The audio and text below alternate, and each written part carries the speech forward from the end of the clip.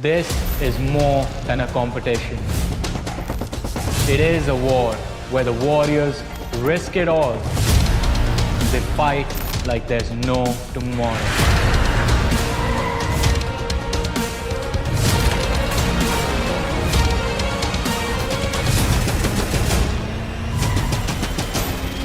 This is the sound of South Asia, live on the PUBG Mobile eSports official YouTube channel.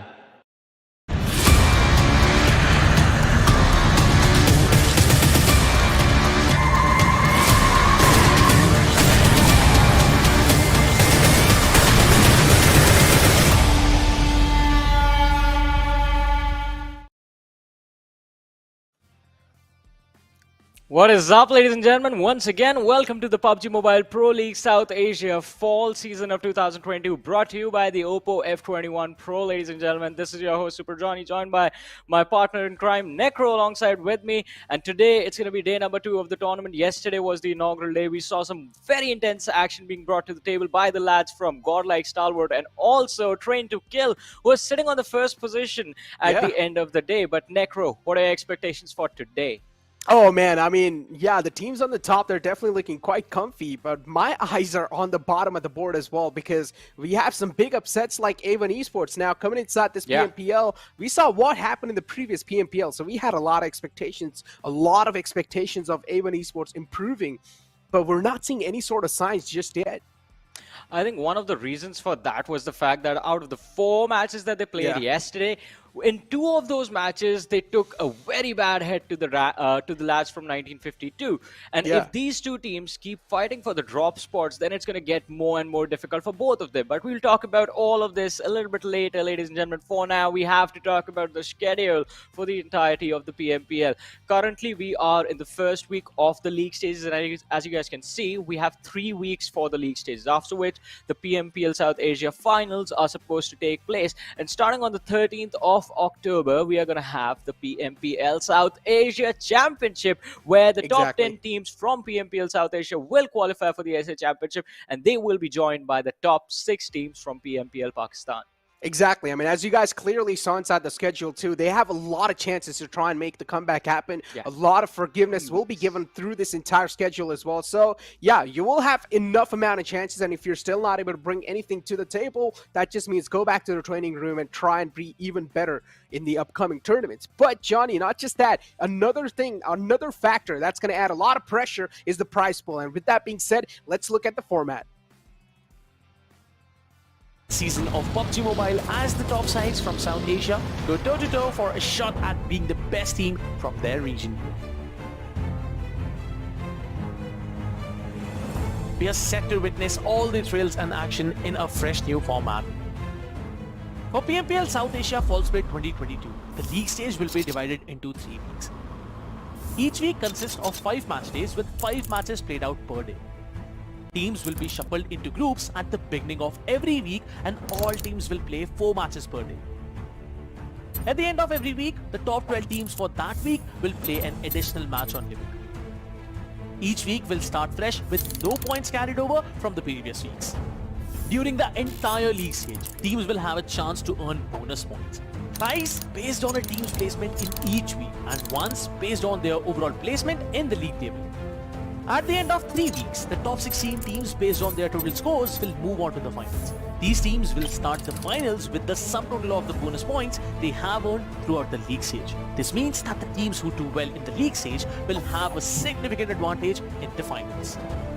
The finals will be played out over 3 days with 6 matches per day. At the end of 3 days, the team with the most points will be declared the champions of PMPL South Asia. Additionally, the top 10 teams will also be moving on to the PMPL South Asia Championship. How will teams adapt to this new format and season? Stay tuned to find out. Alrighty, so I can understand that was a lot to take in, but things look pretty much clearer as we move further within this week, because every single day, as we were talking about it and as it was told in the format video right there, that every single team will get 4 matches every single day of the league stages. There will be groups being changed every week as well. So as Necro mentioned, there is opportunity for you to go back to the drawing board, fix your mistakes, and try and make it all the way to the grand finals and also the SA Championship. But then there's the interesting factor of that Livik game that will be played at the end of every single week for the bonus points to be added in the standings of the grand finals even before the grand finals begin. Now, Necro, that just blows my mind. Exactly, and that is something I'm really excited about as well, because this is a massive change, and we were talking about how a change is really needed to spice things up, and this is a sort of change that was really needed to spice the competition up as well. A big change coming in, and also something to add the pressure on, as I was talking about the prize pool. $150,000 is going to be the prize pool off this PMPL, with the tournament MVP, of course, getting $1,000. Aldo himself and the league stage as well will be consisting of $5,000 per team. The first place will be getting 10,000. The second place will be getting 6,500. The third team will be getting 4,500, and of course it's going to keep on descending downwards. But Johnny, prize pool out there as well, but after the day one, these top teams, at least the teams in the top 5, they're already creating a lot of havoc in the overall rankings. Exactly. I mean, yesterday it just felt like right off the bat, everyone was out to prove a statement. We saw a lot of interesting early game action, at least in the first game, and then during the later stages of the match, of the day, during the second last match of the day that was played on the map of Miramar, and of course the last Erangel, we saw things slow down a little bit. But, ladies and gentlemen, we did talk about the bonus points that were being handed out for the performance in the games of that Livik game, and that is the point structure that's there on our screens for those particular matches. And these weekly points will become extremely important if you are already doing well in the league stages, because then, as we said, the points will be added to the rankings of the teams that will be playing those Livik games. But the condition is that you have to be in the top 12. So the 25 at the end of the 25 matches that are played every single week, if you are in the top 12, only then you get to play the 26th match that will be played on Livik. Otherwise, you will stand a chance to move to the finals, but you won't be receiving any bonus points. That's the catch. Exactly, and you're already going to have a nice booster inside the grand finals if you do have a decent amount of bonus points accumulated. So these bonus points are going to mean quite a lot, and being inside top 12 is also going to mean quite a lot. That means I'm talking about some of the teams like A1 eSports and TRZ. Right now, things are not really working out for you guys. All you guys need to do is barely aim. Just try to make it inside top 12. That is what that really matters. Once you're in top 12, you're going to have one bonus game in your hands, and you can try to pull something off in that bonus game. Even if that doesn't happen, even if you get away with a couple of points, I still feel like that's a decent start for week 1. With that being said, squad rosters are in front of us, and Group A has Godlike Stalwart, WIZZES Club, Raw, and of course 1952. We saw these groups yesterday as well, Johnny. Yeah, I mean, we saw the groups yesterday, but now we have their performances to talk about. As we move on to Group B, Gremlin Storm, we saw them be in incredible action in the early stages of the day, but then their momentum slowed down as we moved to the matches later on. DEADEYES, guys, I have to say, DE have been quite consistent. Not sort of the performance that we were hoping for exactly, but they are getting there. They had 2 second-place finishes. They had one game where they finished 9, but they got 5 eliminations in that particular game. And so the point average has been maintained in the 4 games that they played yesterday. I hope that happens today as well, because if they are this consistent in the league stages, my hopes are going to be very strong from them for the finals. Exactly, and that's what these teams from Nepal are doing, right? They're trying to stay under the radar. They're not really making a lot of noise, even including DRS themselves. We did not really see a lot of poppy moments. We did not really see a lot of sparkly plays from their side, but instead they're still in top 5, and that speaks volumes about this team's performance. Scratch that, they're in top 6. But that is a great position to end the first day on, and keep this in mind, it was just day 1. If you're going to be in top 10, even inside day 1, you still have a lot of hopes coming in the upcoming days too, because you still have a lot more games to go further as well. Seal eSports with a completely changed lineup. Even they themselves are doing really good. Yeah, I mean, definitely, because the lineup might have changed, but the mindset of the organization and the players, they remain the same. Seal eSports, the set of players that they have right now, few of them used to play for C9 eSports a few months ago, up until a few months ago, and because of that, I mean, they were closely related to the players of Seal eSports as well. They used to scrim and play against each other quite a lot, so that has been brought to the table. But What about the previous iteration of Seal Esports? The lads that are playing for MABETEX right now, they've tried the level best yesterday. They are within the top 10, not too far away from breaking into the top 4 as well, just 10-point difference for them. So they have to just get the extra oomph factor that was there. The level of aggression has dropped down compared to the previous PMPL, but hey, it was just a warm-up day yesterday, basically, for everyone. So today is going to get a little bit more intense, or at least that's what I expect. Exactly. I mean, especially for MABETEX Esports, as the day kept on proceeding by, it seemed like the pressure was definitely subsiding for them, because later on they started playing even better and better and better, and that is something that we really do want to see from a team like MABETEX Esports, as they were the past Seal Esports in general. And Seal Esports, they like to dominate in league stages, and this is what we'd like to see from a team like MABETEX. But as you guys do take a look at the overall rankings of the post-match 5, TDK are still currently on the top, looking down on all the teams. Then you have teams like Godlike Stalwart, who are just 1 point shy. Yeah, and now this is what I enjoy, right? The point difference, it's not that massive. Teams are still extremely close. I mean, apart from, as you said, T2K and Godlike Stalwart sitting on 68 and 67 points on the first and the second positions, respectively. But DEADEYES, guys, you have them on 45 points, Skylightz Gaming on 41. So MABETEX Esports, one good game, and they can find themselves sitting on the third position. But now we talk about surprises. We've talked about the teams that have been fulfilling or living up to our expectations.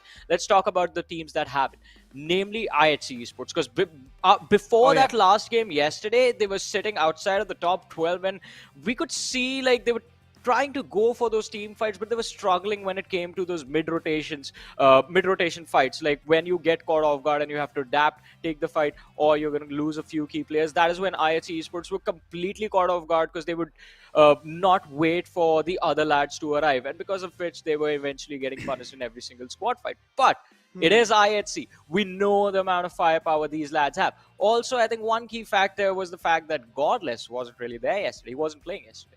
Oh yeah, I'd see definitely though. But I'd see still the lineup they have, it's pretty stacked. We talked about Demo shifting on over towards IHC. He was also showing some glimmers of brilliance into himself. We know Demo has been a fantastic fragger in the past for Seal. So Demo is definitely a player that I'm not going to second guess without a doubt. But I'd see definitely overall team coordination and synergy, that is lacking. I feel like a couple of more days for IHC, maybe 1 full week, and that should be under control, because we know all these 4 players are individually skilled and they're doing pretty good.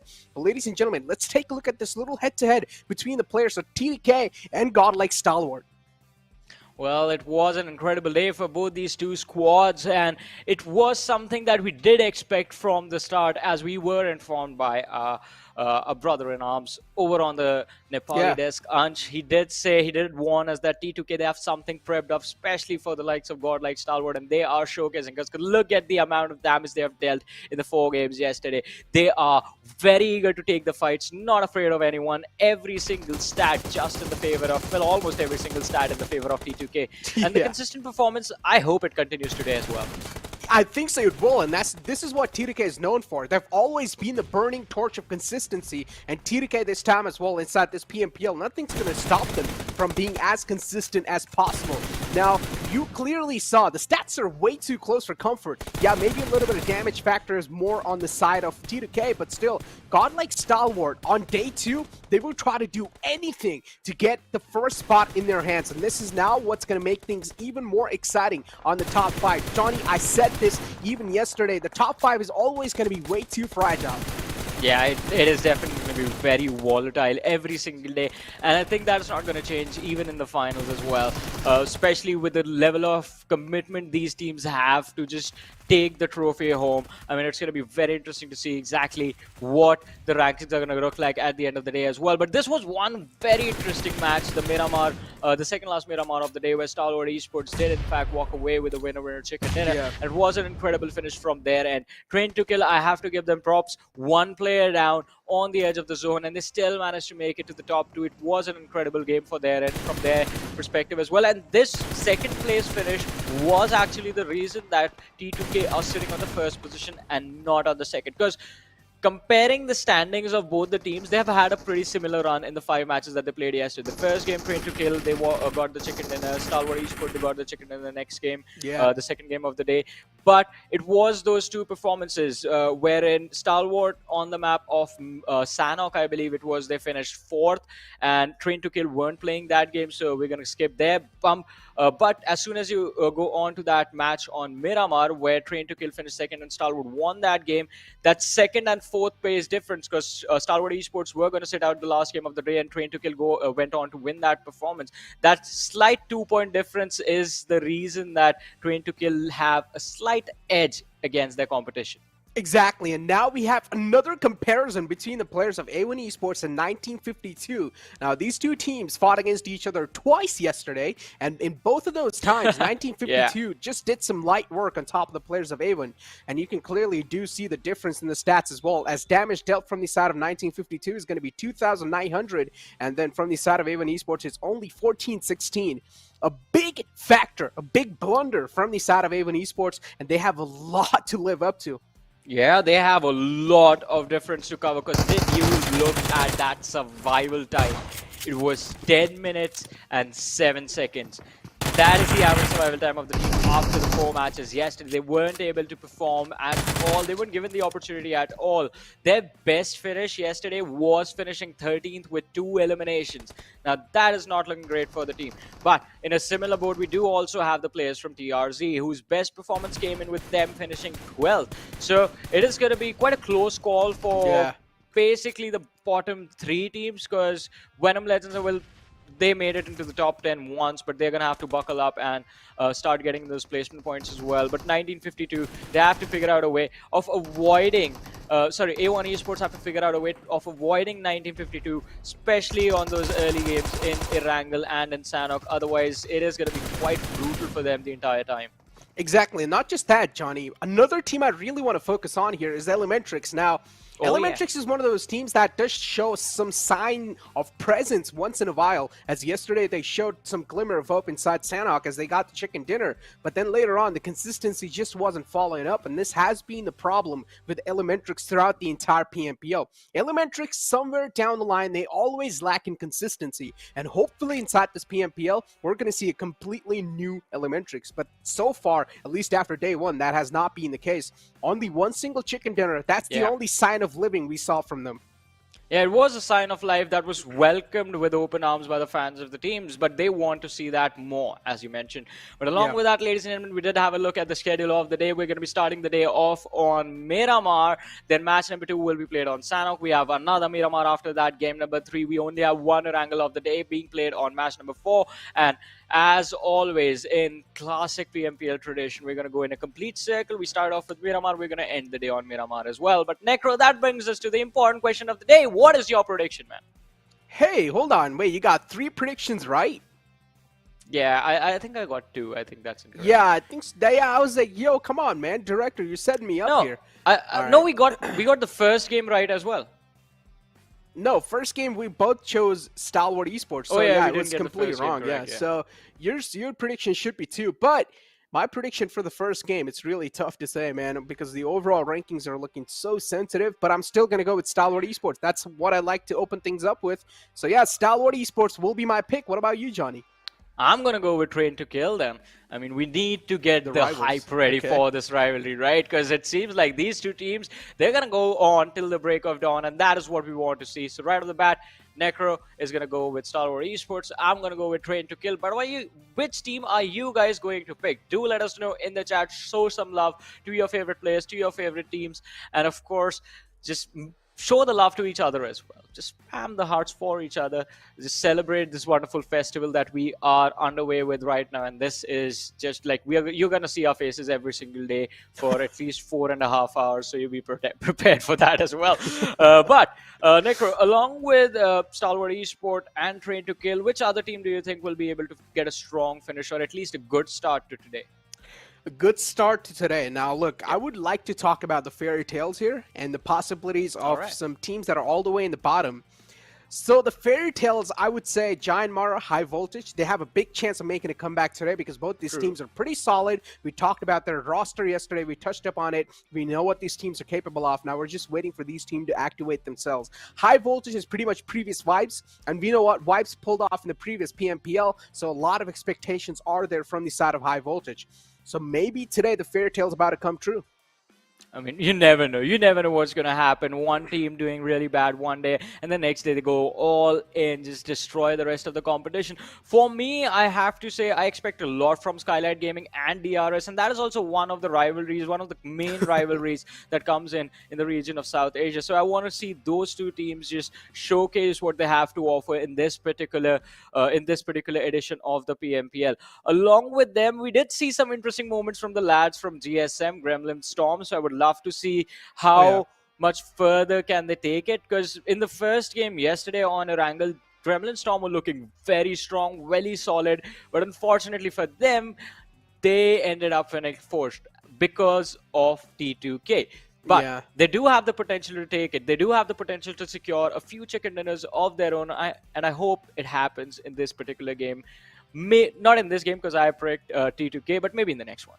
I mean, again, look, this is really a topic that will bring up a lot of conversations, right? Every single team over here has potential to pull off everything. Yeah. But the problem here is the team synergy and how well you're able to work with your team. And that has been the problem with a lot of teams here in general. You brought a Gremlin Storm, without a doubt. First game was absolutely phenomenal. But then later on, the consistency just wasn't there. Gremlin Storm were getting taken out early off in the game. And then later on, Gremlin Storm was just thrown all the way down to 13th spot in the overall rankings, and that is not a spot you want to be in if you're Gremlin Storm. So again, Gremlin Storm also, they have a lot to live up to. Top 12, ladies and gentlemen, is the goal to be in, and as long as you're in top 12, that's all that's going to matter.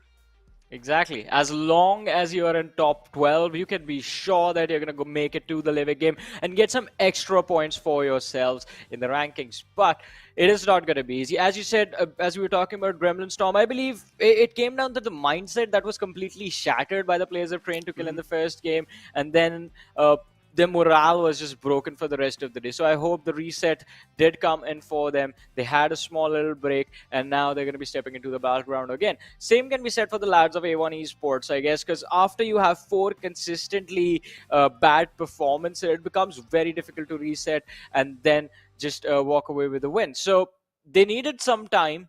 They got the time at the end of the day yesterday, up until today, which was like, what, 24, 18 hours or something?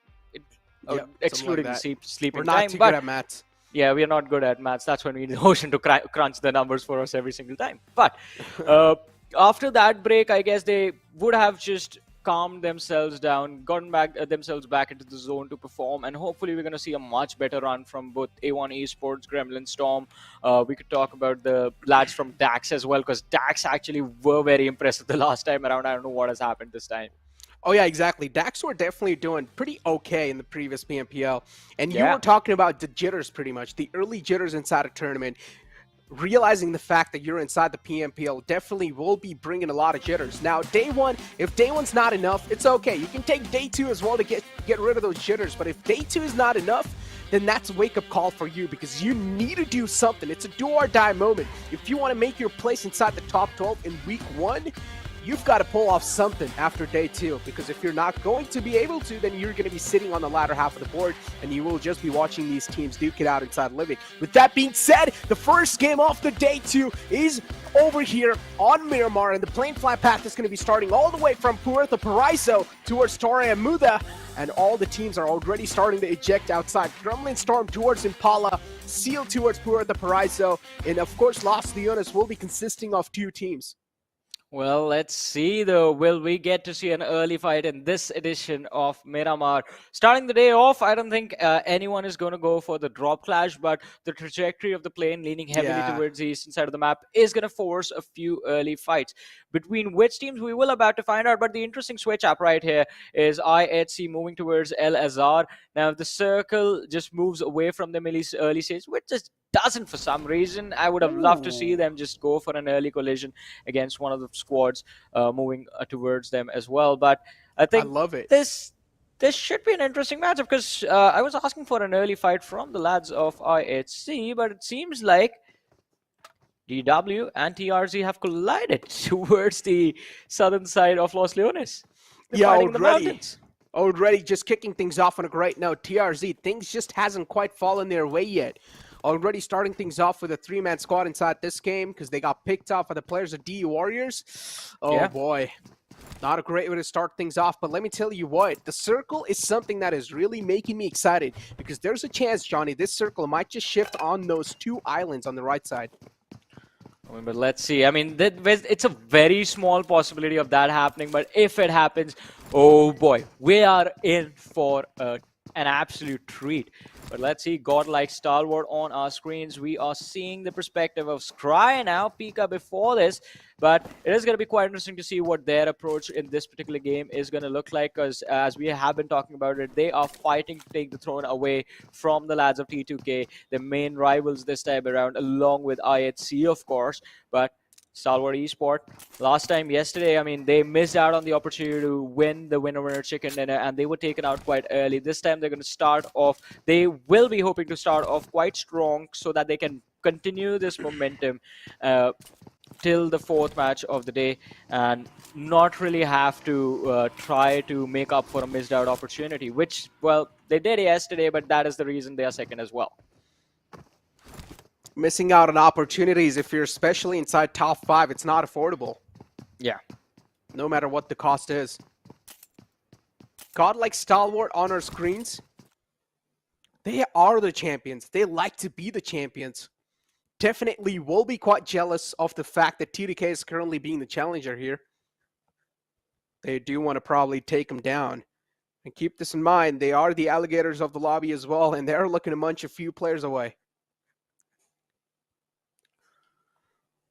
Well, let's see which team will they have for a meal in this particular match. But High Voltage, we talked about them as well. Expectations from the fans pretty massive from this lineup, but right now sitting on the 15th position with just 21 points secured. Not too shabby, but not too great as well. They have an opportunity to make the climb, be inside the top 5, but they're going to have to perform in this particular game. Start off strong and keep the momentum till your last game is played. Again, keeping the momentum throughout the day definitely will be tough if you don't really have a lot of experience. We were talking about some teams, we were talking about some players, some new faces coming inside this one. They do lack a lot of experience, but keep this in mind, so far they're doing a decent job of keeping themselves out there with some of the best teams in South Asia. They're fighting like warriors, and they are one of the warriors. They deserve to be here.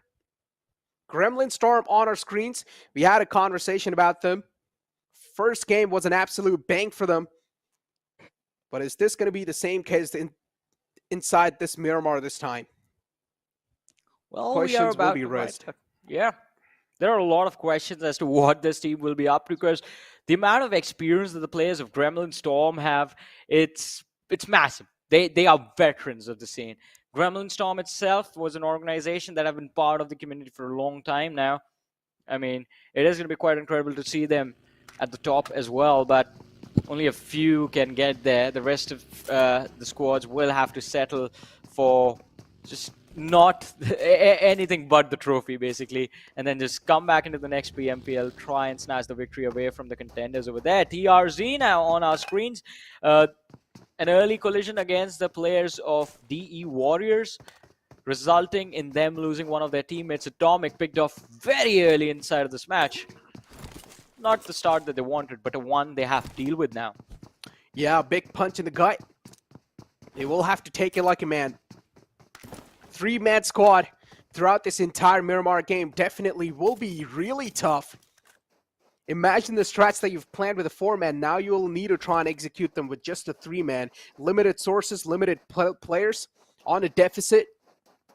Let's see how they will try to execute them. Elementrix on our screens as well. We had a conversation about Elementrix in the past as well, saying they really do lack in consistency.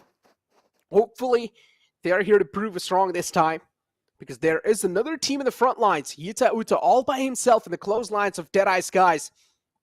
Deadeye's guys should realize the fact that there is a little bit of threat being lingering around them, and they really do need to neutralize it. But I don't think they do. I don't think they're aware of Yeta's position, and Yeta is getting all this information absolutely free of charge. If his teammates, they are able to make their way to these compounds, they have the potential of just surrounding DE and cutting off their rotation points. Take a fight while the opposition is unaware of your presence. The element of surprise working in their favor, but that is not really going to happen as Jetta, he won't risk going into the action without his teammates near him. And DE as well, they have decided to leave their drop spot, move into another spot now. Just moving towards factory, the players split apart, a little bit further away from each other. On top, we know he's looking for a mountain to climb. He likes to be on top. Yep, there he What goes. can we say? But yeah, DEADEYES guys, you talked about them currently being really consistent in the overall rankings, in the top 5, looking to keep it going throughout the competition. Again, ladies and gentlemen, inside the league play, teams usually don't tend to show their true colors. But usually, what happens in the later phases, they are left with no other choice. They will need to start exposing their true strategies. They will need to start revealing the cards they have underneath their sleeves. And this format as well will not let that happen. This format will force you to let those strategies out. I like how Jetta just stepped back from the haystack and then his buddy was following him right there. Just trying to keep up with the master, but let's see. Potential of an early team collision denied at this point. DE, they're going to be quite comfortable in their spot, and Jetta is going to be joining his teammates from Elementrix soon. Just try and regroup as soon as possible, but on top now has the mini in his hands. He's going to try and see if he can use this DMR to shoot someone from the opposition down, and especially on this particular map of Miramar, wherein teams are engaging in fights out in the open majority of the times in the mid-game stages. You have to be extremely careful with where you go and what path you are taking, because as we do see now, DAX have made it quite close to the players of DE, and DE know they are coming. They definitely do. And all the information that has been gathered is going to be quite vital too. DEADEYES guys on a move, want to be as quick as possible on the feet. But they also need to realize you do not want to run inside some unwanted threat. If you do, there's a chance you might just be taken down. Dax in the front, Max being unloaded. No connections found yet. Dax, they will have a clean rotation. Well, let's see. Dax, as you said, the rotation does come through.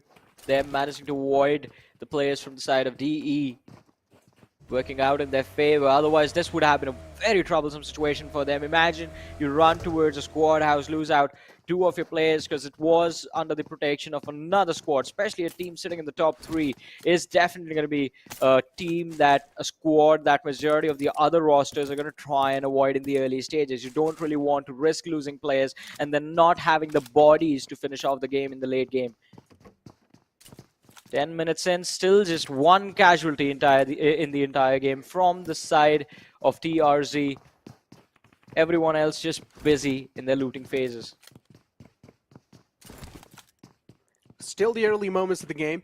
Quite a peaceful start so far. 10 minutes have passed by, but only 1 elimination point accumulated so far. DEADEYES guys on a scout.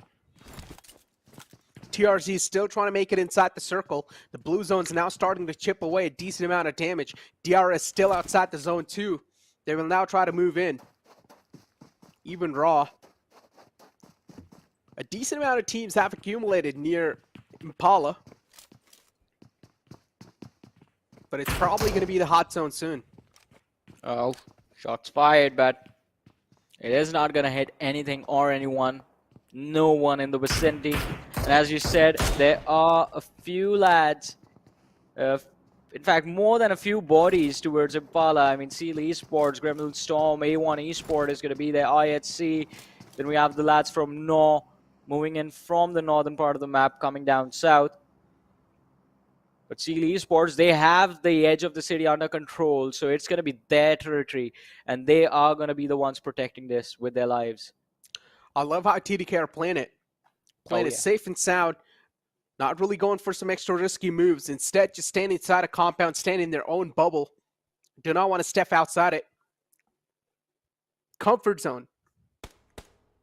TDK currently almost in the smack center too. Deadeye's guys having a nice 2-2 split for themselves. Teams, they're just not really able to get a lot of visual onto some human flesh yet. All they can see is just some vehicles and some info. But the information right now that is being gathered, it's going to be quite vital for the upcoming phases.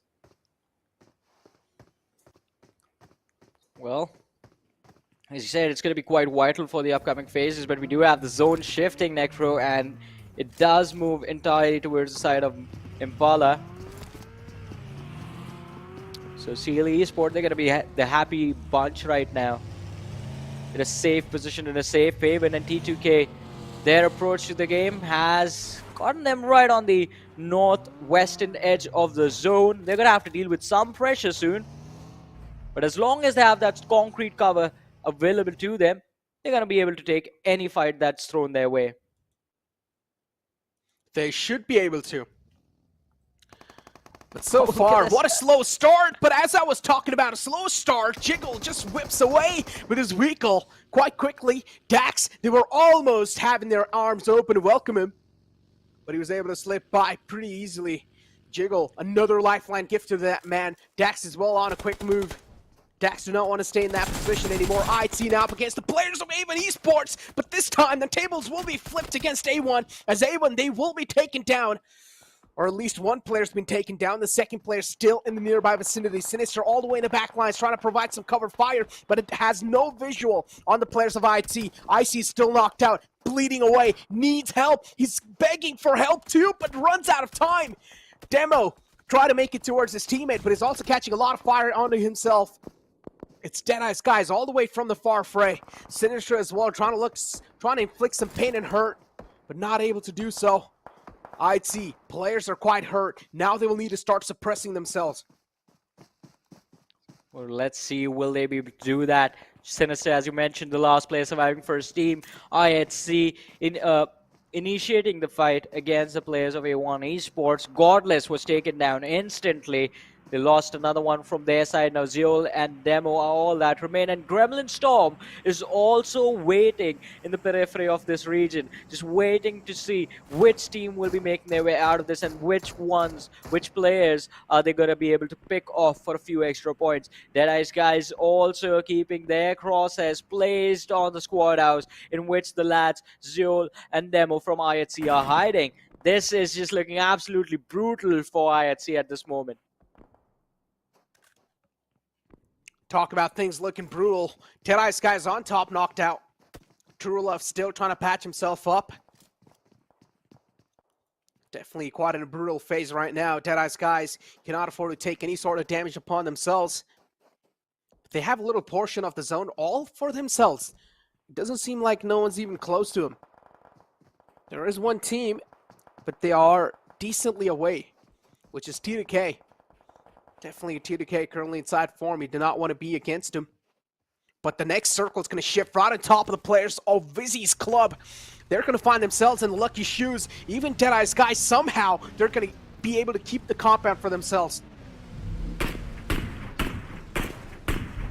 Well, let's see again, the lads from Elementrix, they have managed to avoid any sort of early collision in this matchup until now, but Orange is going to take a few shots from the rear. HP dropping down to barely 10 units, but he's still surviving. He's still on his feet, and as long as he's left standing, he is still a threat to everyone else. But the circle taking a very hard shift towards the western side of the map. IHC, A1 eSports, quite close to each other with a few individuals remaining, but the lads from Godlike Stalwart have managed to spot out the lads from Dax. The first knock is going to go into the hands of the players from High Voltage. Dax, one player down. We clearly saw Elementrix were running low on meds too. Not a good news if you're Elementrix. Godlike Stalwart just peppering down some shots in the front on top of the hill. It's clear line of sight, so you definitely do want a piece of that. You want to get as many elimination points as possible, but High Voltage want to steal the cake here. Two players are knocked out. Stalwart not really able to get the confirmations flowing. A toe will be spotted. Assassin. Shots being tapped away with the mini. Wants to get the confirmation. Wants to steal the elimination point away. But is Godlike Stalwart going to let that happen? Action gets knocked out in the elimination feed. That's a big elimination right there. a big punch. How are Stalwart going to recover from this? They're out in the open. This might just be perfection personified from the side of Deadeye's guys. The shots, the spray from Chari, not really collecting on the players of DRS. Rules, he's going to manage to make his way towards his team. Well, almost does. His HP is quite low now. And True Love, he's going to make sure that he corrects his mistake. Rules is going to be dropped down to his knees. The other players from the side of DRS is rushing towards their teammate, trying to save him from perdition, but it is going to be quite tough. They are going through the fire of from the side of the lads from Deadeye's guys, but on the other side we do see the finish speed as well. Gremlin Storm in a world of hurt. They've lost one of their players. Stalwart eSport, it doesn't really look like they're going to make it Necro this time, as Cry is going to be knocked out as well, and Pika is out in the open. Definitely is. Stalwart eSports in quite a grim situation. 1952 against the players of Gremlin. And this time, they're going to fight back even stronger. Gremlin Storm, one player gets knocked out. Memo, instantly, the confirmation will flow up. 1952, they're going to save themselves another day, at least for now, but they still need to make it inside the next zone. The wall of death is closing in from the back lines. And this time, it's going to chip out quite a lot of damage. Devil Boy has to go here. He has to be the sacrificial lamb. 1952. Need to make it in. Another player knocked out. Nowhere to go. Only way is to make it inside the zone. They're being forced to make their way in. That might just be it for that team. Deadeye's Warriors on our screen so far having a decent outing here. No one's in the back lines. Nothing to worry about. The only things in the back is the wall of death. If the circle moves away, then yeah, it's going to be dangers knocking on your door. Well, let's see who's going to be the first one to fall. Zone closing in 3, 2, 1. The blue zone is going to start to move in. And we do have the next zone as well, ladies and gentlemen, right there. Not really too far away from the lads of Seal eSports to cause them any trouble, I guess. But still, Kesse is going to be knocked out. Spooky taking a lot of damage. Is going to be dropped down by Fear from the side of Gremlin Storm. But Seal eSports, they have teammates. They have all 4 players available. So not a stressful situation for them to be in. But IHC quite close to the players of D2K and Zero. It looks like Train to Kill. They're going to try and use their numbers to their advantage. It is a 3v2 situation. They're going to pick off Zul and Demo one by one. Jane and Sandesh initiating the push with Zul. A nade being cooked in his hand. He's going to lob it towards Jane right behind this truck. And it does not connect. Sandesh, he's indoors now. Zul, he's going to be in a lot of trouble if he does not drop the utility right there. But Sandesh is going to take a massive nade to the face. And that's the cue for Demo to come charging in. Now the tables have turned. Jane, he's going to try and go for a revive, but Demo is waiting for him on the outside. The shot, they do connect. Demo is going to drop down. IHC down to the last player. Seoul is going to have to fight for his life, but he does manage to secure an extra point, finishing off Sunday in the midst of the chaos. Now Rig is indoors as well. It's a 2v1 situation. Rig, 70% HP on him. Seoul steps outside, tries to take on Legend, but he's going to be taken out. And instantly, the third party comes in from the side of WIZZES Club. But ladies and gentlemen, that is it for IHC, at least in this game. The Battle of Alpha Tines. This time, it's the players of T2K who come out on top. Godlike Stalwart, they realize there's a big threat in the front. This nade might just silence it. Is they gonna neutralize? No, almost pretty close. Will chip down the player quite low. Gyante barely surviving on sliver of health. Another nade will chip him down even low. Next nade's gonna crawl right next to him. Gyante finally falls down. Threat being neutralized. Another player still up and alive. Now Pico will try to close on in. Second player spotted out, but this time the shots are gonna connect. DRS somehow, they're looking to shut down the players to Stalwart eSports in the front, and they do. For now, DRS will be alive, but they also need to make it inside the zone. There's no way Gyante's going to be back up on his feet. Killer of IT here has to go for a miraculous play, and the play that he's going to opt out for has to be the Met strat. Has 7 first aids available. We'll try to stay alive for as long as possible. But inside the circle, it's a whole nother storyline. WIZZES Club currently just dominating the entire zone on the top left side, having a nice or decent amount of high ground to play with, are also spotting out some players in the front lines and the back lines, taking some nice shots in the open grounds as well. So this is going to be quite interesting. It is the map of Miramar, not really a map where the heal strat is going to work one of the longest match times in the game. On the other side, high voltage Prabeen trying to climb the ridge, trying to see if he can take on the players of Elementrix. Precious quite close to his teammate. They are going to try and just stick together, stay prone for as long as possible. Otherwise, they're going to be stuck in the crossfire between high voltage and TRZ. But, well, TRZ, they don't really care. They're going to pick them off one way or the other. And the Molotovs, they do the trick. Elementrix, they're going to be shown the exit from this match, getting eliminated on the 10th position. But we have another team getting eliminated, and that is DRS. As I said, heal battle strat is not really going to work on Miramar. But desperate times calls for desperate measures, and that is going to mean Dax. They don't have any measures left. They are going to be taking an exit as well.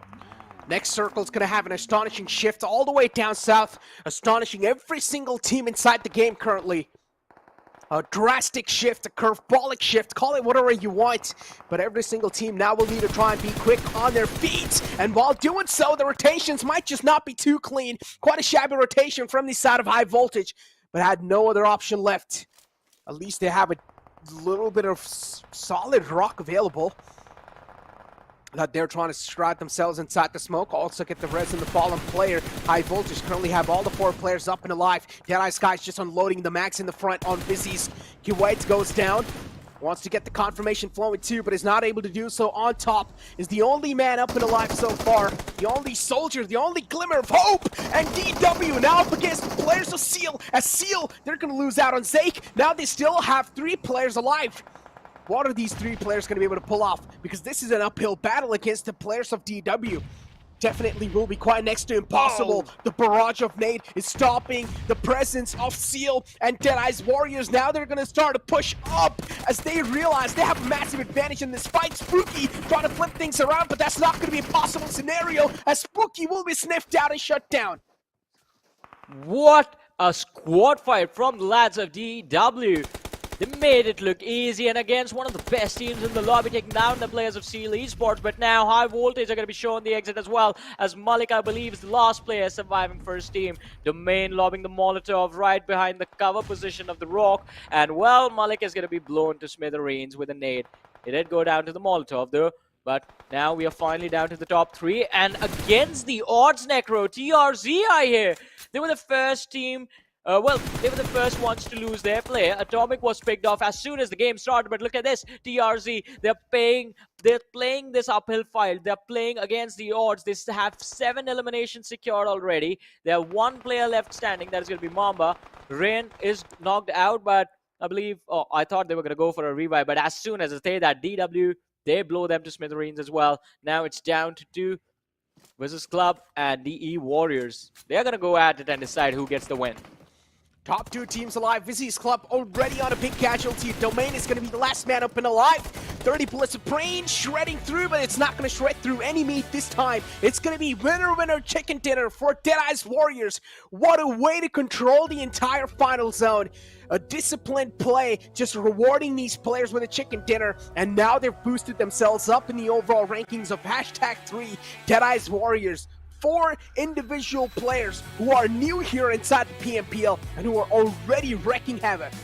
Yeah, definitely a wonderful finish from the players of DE Warriors, as you said. They were sitting on the, I believe, the 7th or the 8th position before this game started, and now making it into the top 3. Their journey has been made a little bit easier, at least for week 1. But this was an incredible game. We saw the majority of the teams on the first page fall.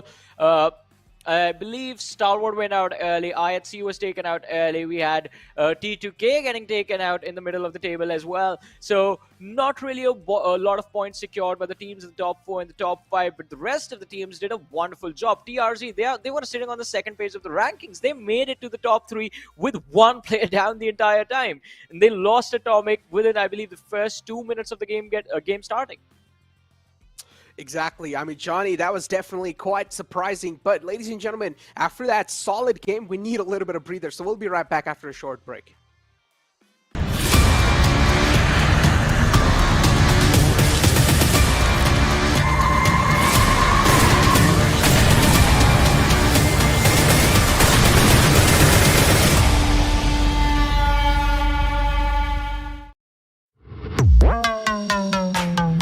I'm the real, real, real. I'm the real, real.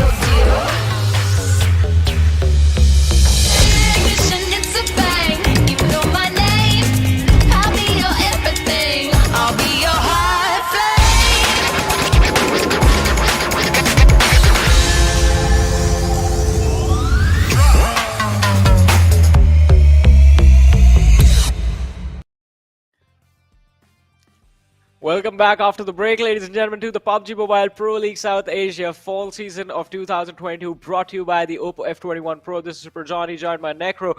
Day number 2 is underway, ladies and gentlemen. Currently, we are headed towards match number 2, which will be played on the map of Sanhok. But before we do that, we have to look at the stats and the performances of the teams in the first game of the day that was just played on Miramar, in which DE Warriors were the team that were victorious. Exactly. DE Warriors just surprising all of us and already breaching inside the top 5 in the 3rd spot in the overall rankings. That speaks volumes. And I talked about this too. These faces are new here. We haven't seen these 4 players fight in the past. So, oh boy, imagine all the jitters, all the just bad nerves against you, and you're still able to hold your gun with the nerves that well, and you're able to play inside that well of a disciplined manner. That just surprises all of us. DE Warriors, well-deserved chicken dinner. And Johnny, if you remember, I always say this, day 2 is always the day of comebacks, and this is what's happening. Yeah, I mean, day 2, it is, for DE Warriors at least, it is off to a strong start. But as you said, it is going to be a day of comebacks. And we also have to talk about TRZ if we're going to talk about comebacks. Because TRZ, they were sitting on the 19th position. 7 points secured in the 4 matches they played yesterday, and they were in the top 3 with 7 finishes, so 17 points in just this game. Incredible performance, and look at the match summary too. It's just the players of DE Warriors just all over the place, and it seems like it's just one player from their side who has just absolutely popped off no matter what, and this man just seems like he's unstoppable, at least for now. Then you have Mamba coming in, then you have Turulov coming in on the 4th spot. But yeah, in general, man, oh boy, this man has definitely just written his name down on the books of PMPL, and now this man, or in general this team, is also going to be a hot target in the top 5. Yeah, I mean, definitely. DE Warriors, they were playing under the radar, as you said, yesterday, but now they will have a few eyes upon them, and they're going to have to be extremely, extremely careful with their approach to the next few matches. But TRZ, 17 points in this game. I want to see where will this take them at the end of the day and how consistent they can be. Same goes for the lads from the side of WIZZES Club. DEADEYES guys, though, as we've been talking about them since the start of the day, and as you pointed out at the end, at the closing moments of the day yesterday as well, Necro, they are a team who stay under the radar. You don't really see those flashy plays from them, but you see the impact of their performances in the overall rankings. Consistency, slow and steady. That is what winning them the race so far. They do not really want to go for the flashy plays. They do not really want to go for the high elimination chicken dinner games. All they want to do is secure a decent amount of points every single game, and that's all that's going to matter. Slow and steady wins the race as the story goes on. But 1952 here. Now, this fight was definitely a big fight for them, but they also took a massive casualty in that fight in itself. And because of that, it also came down to a little bit of stalemate. They should have realized now the zone's going to start to close in. The mature option here has to be try and disengage. But there are some times in a fight where you just cannot disengage and you're just screwed from all the angles. And I feel like that was pretty much the situation for this side of 1952. Well, that might have been the situation, but they will have another opportunity in the next game. But for now, we do have the highlights, the Oppo F21 moments from the previous one. DE Warriors just making it look very easy to close out the game in a very tough situation, especially that fight against Seal eSports. That was very impressive. Yeah, I would say a really nice and a disciplined performance with a little touch of aggression. DE Warriors, oh boy, they have impressed me with the playstyle they showed in the previous game. Now we're still waiting for other teams like Raw, we're still waiting for other teams like 1952 and IC themselves to be awake, guys. We know you guys are an absolute beast inside the lobby. We know what you guys are capable of. All you guys need is that little bit of awakening, that factor that will just kick in some awakening in you guys, and that will try to get you guys rolling. But I'd see this is not a sort of performance you like to see from a team that has already set the bars high. Well, I mean, it is going to be quite interesting to see how the shift in the rankings is going to affect the performances of the team in the next game. But the Warriors moving up to the 3rd position with 60 points in total. DEADEYES guys taking a drop to the 4th, but WIZZES clubs, look at them as well. The 6-point jump from there and bring them into the top 6. Top 6 already breached in. WIZZES club, a big leap from their side. A 6th position leap. I just got a little speechless right there because I did not expect that from a team like WIZZES Club. Definitely this PMPL, a lot of teams are surprising us, and some teams we expected to do good. They're not really able to do that great. MABETEX eSports as well, not really still showing themselves up. We can't let one more game slide by for them, but now as you do have the latter half of the board, still A1 Esports on the bottom, ATRAX Esports on the bottom, VENOM Legends on the bottom, Giant Mara themselves, and these are the top 5 teams, including Raw in there. So, personally, I don't know what the expectations are, and I cannot speak for the teams, but one thing can clearly be seen here is that the communication is lacking. Yeah. The communication is lacking a little, but they have opportunities to fix it as well. But moving on to the next game of the day, ladies and gentlemen, we are going to be playing the next match or witnessing the next match on Sanhok, in which the teams from Group D are not going to be performing. Group E is going to be entering the battlefield though, so a few interesting teams in the mix. What I want to see is what is going to happen with the lads from 1952 and A1 Esports. We saw the drop collisions yesterday as well, and this time around it's going to be really interesting to see what other drop collisions we are going to witness in this match. Again, drop collisions is something that I live for. I love. But talk about teams that are still, I mean, that we're not really touching up on quite a lot. It has to be Havoc and High Voltage, my bad. And High Voltage, for some reason, you cannot really let them slip under the radar like that. They are Vibes in the past. You guys need to understand, Vibes was a big organization, and the way they used to play inside the PMPLs, they've already set the bars high to this level. Right now, they're performing right here. The same thing as IHC. I don't exactly know what's going to await them, but hopefully there has to be some sort of moments in the future that they will try to perform even better or take things a bit more serious. But Johnny, now it's time for the real deal, the predictions. Which team are you going to go for this game? I mean, in this particular match, I am going to pick... I'm going to pick Skylightz Gaming. Skylight? Yeah, I'll go with Skylightz Gaming. They're going to be playing their first game of the day. I want to see what they can pull off. You know what? You know what, Johnny? I really do want to say something out the box here, so I'm going to go with MABETEX eSports. What do you think? Alrighty. I mean, I agree with that. Another strong team from Group E. Exactly, and they really do need to perform here. So MABETEX eSport, they've always been the league champions in the past. I mean, not that name itself, because they used to represent another banner in the past. They used to play under the name of Seal, and they've always been the winner of the league stages. So I'm expecting a dominating performance. I like that you mentioned they've always been the winner of the league stages, because that was the history of Seal eSports. Yeah, Every single time PMP was there, they've never won the grand finals. Sitting on the first position. Yeah, they've always choked in the grand finals, but they've always won the league stages. I was building the hype, and then you were just like bombed it. Like, yeah, this team does not perform in the finals. But there's always been like the signs of improvement was there, because the first time we saw Seal eSports in the league stage, they were sitting on the first position. They got hat-trick chicken dinners as well in the past, but then the finals rolled around for the first time, the PMPL championship, and then we saw the drop in performance.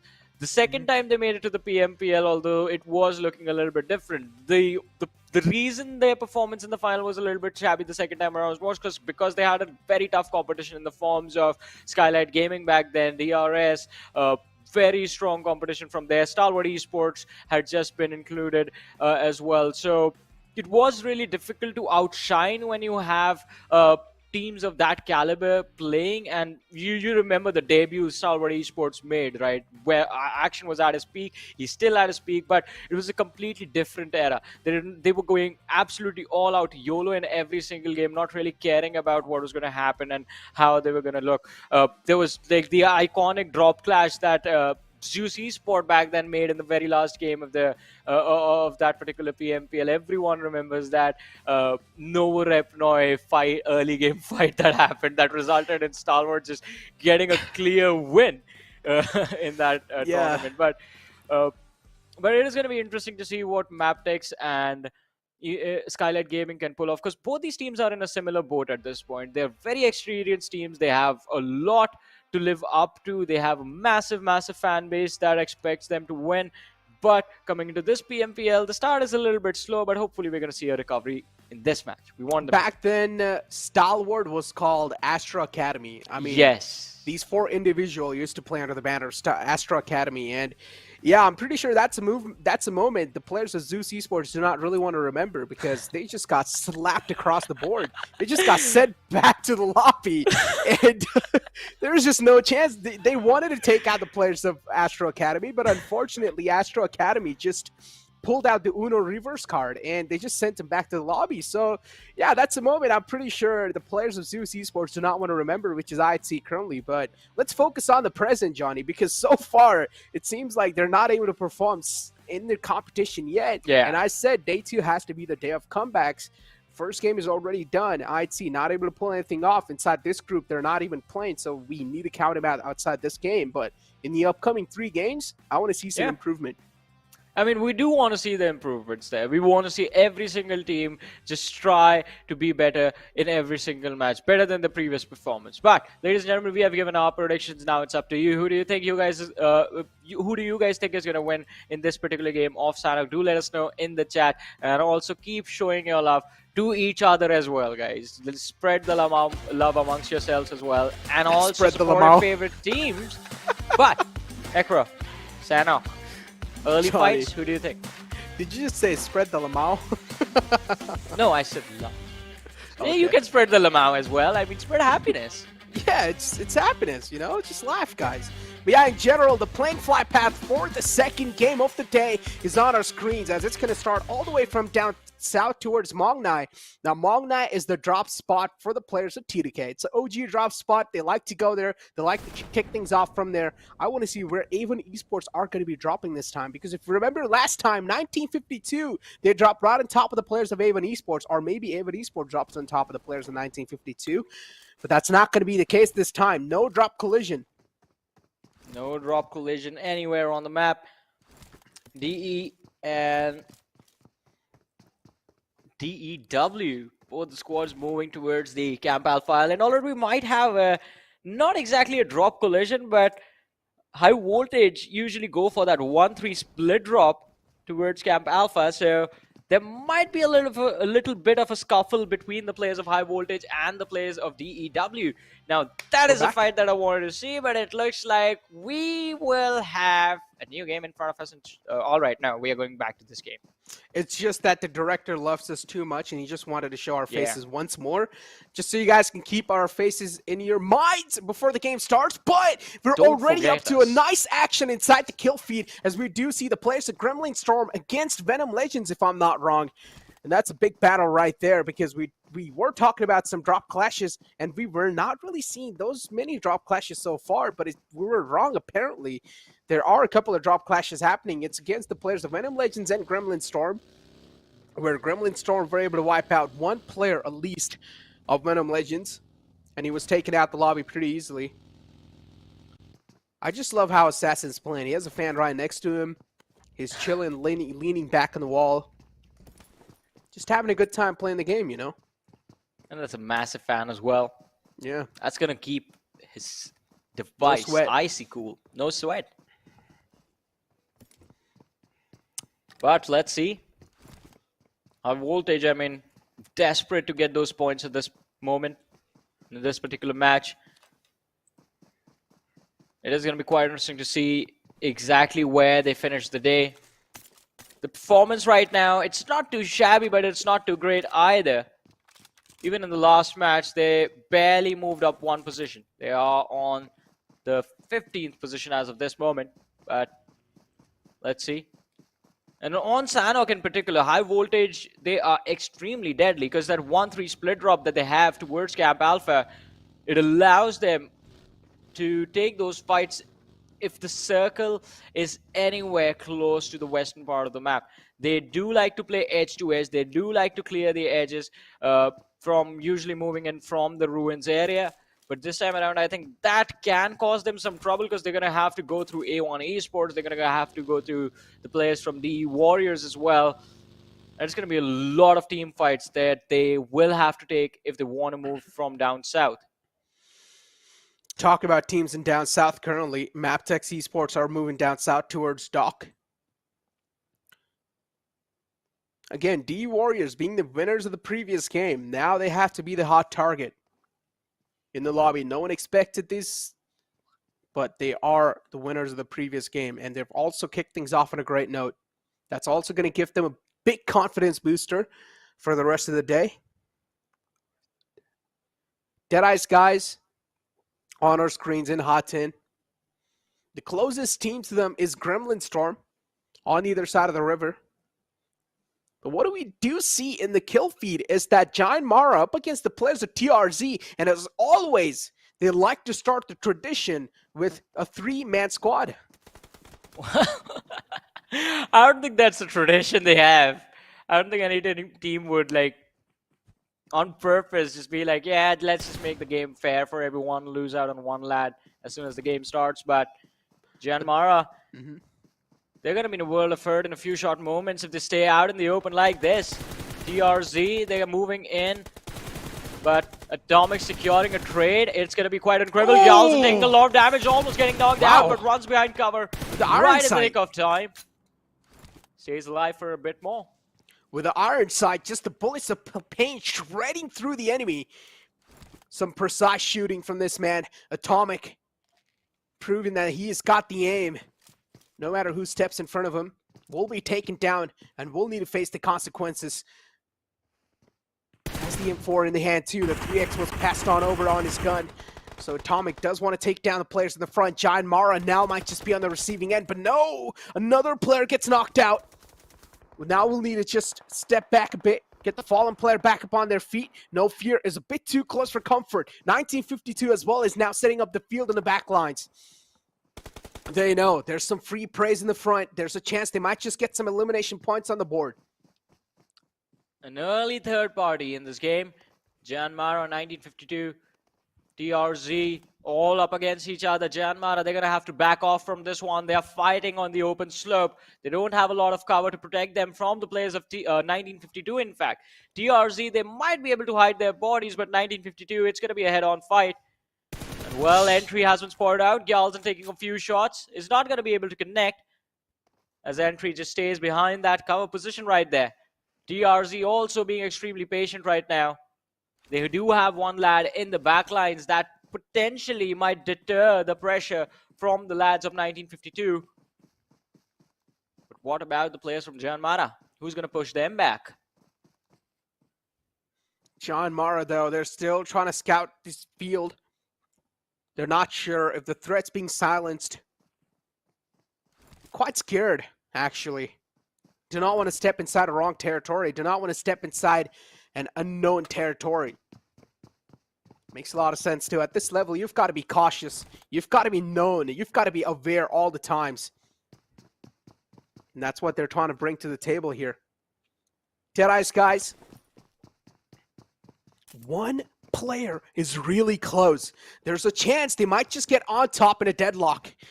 High voltage, they've got the information, and this information is going to be quite vital too. You do see another player closing in on top. You cannot afford to stay all by yourself in that vicinity anymore. You need some backup. It's a 3-1 split from the side of Deadeye's guys, but on top is getting approached by the players of High Voltage. High Voltage are just eagerly waiting for the right moment to strike, like a venomous snake, to sting in like a scorpion. But is on top going to escape? Is he going to break through the deadlock? Let's see. He's trying to get away. He's trying to move towards his teammates, as he mentioned. Otherwise, High Voltage, they're going to get one free pick super early into this match. But on the other side, the Plats from the side of Gremlin Storm, they're going to be waiting for the players of DE as well. I believe we're going to see another sandwich situation for DE if they get stuck between High Voltage and GSM. Skylightz Gaming, Mafia Ninja on our screens right now. Skylightz Gaming, they're quite in a decent position just south of Bhan. They don't have a lot of teams surrounding them. In fact, the only real pressure that they might witness if is T2K just move down south and force a fight against Skylightz Gaming. Otherwise, Skylightz Gaming is going to have one of the easiest early games you could see on Sanhok. Only one elimination point's been taken away so far.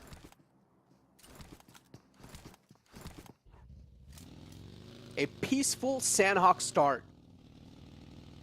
Lately, we've been seeing this quite a lot. I've been mentioning this over and over again. Teams, they've found a way to make Sanhok a place where you can also play this map in way much more strategical way. And they're doing a great job at that too. Gremlin Storm still eyeing out for the water lines.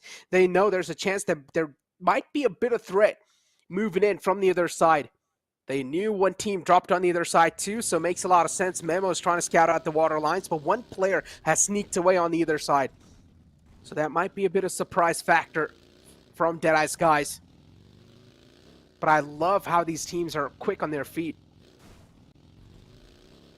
Well, that they are, but I think we're going to see a little bit of a surprise from the lads of High Voltage as well, because we do have the map in front of us, ladies and gentlemen, and what I can see is the lads from High Voltage moving completely to the western part of the map, on the western edge of the Camp Alpha Island, and I think we might see an extremely late rotation from their side, but let's see. The first blue zone is going to close in 3, 2, 1, and we're going to circle. We will see the circle moving towards the central part of the map, just completely between Paradise Resort and Quarry. So TRZ once again have found themselves a safe haven, but for how long? If TRZ managed to consistently finish in the top 3, I am going to be impressed. Definitely will be quite impressive considering how they played in the previous PMPL. It'll be an astonishing way to open things up. Giant Mara on a move as well. Even this is another one of those teams that is still on the latter half of the board. They need to play well. Raw as well on the latter half of the board. 4 individuals that are pretty experienced, that have a decent amount of experience when it comes to PMPLs, but still not able to perform up to the mark. Gremlin Storm eyeing out for the water lines. They still think that there is someone lingering around in the back lines, trying to be as aware and as cautious. At this moment, at this phase, teams are just setting up for an execution. Just trying to set other teams in a deadlock, hoping that maybe when the next circle hits the deck, they're going to try to execute him. But there's a chance that the defending team might just break through the deadlock. Well, but let's see what is the catalyst going to be for that to happen. On our screens, though, Charif from the side of Deadeye's guys looking to see if he can clear the position right in front of him for his team to move in. But I believe Deadeye's guys, they're aware of the fact that GSM is right next to them. But, ladies and gentlemen, as we saw on the finish feed, T2K part of some action right now, taking a fight against the players of Skylightz Gaming. One man from the Skylightz squad knocked out. Mafia Ninja on his knees right now, waiting for a revive. But will T2K allow that? That is the question. True Love closing in, trying to get into a position from where he can provide his teammates some cover. It's not going to be an easy fight against the players of GSM, especially because of the fact that both these teams are going to be inside the blue zone right now.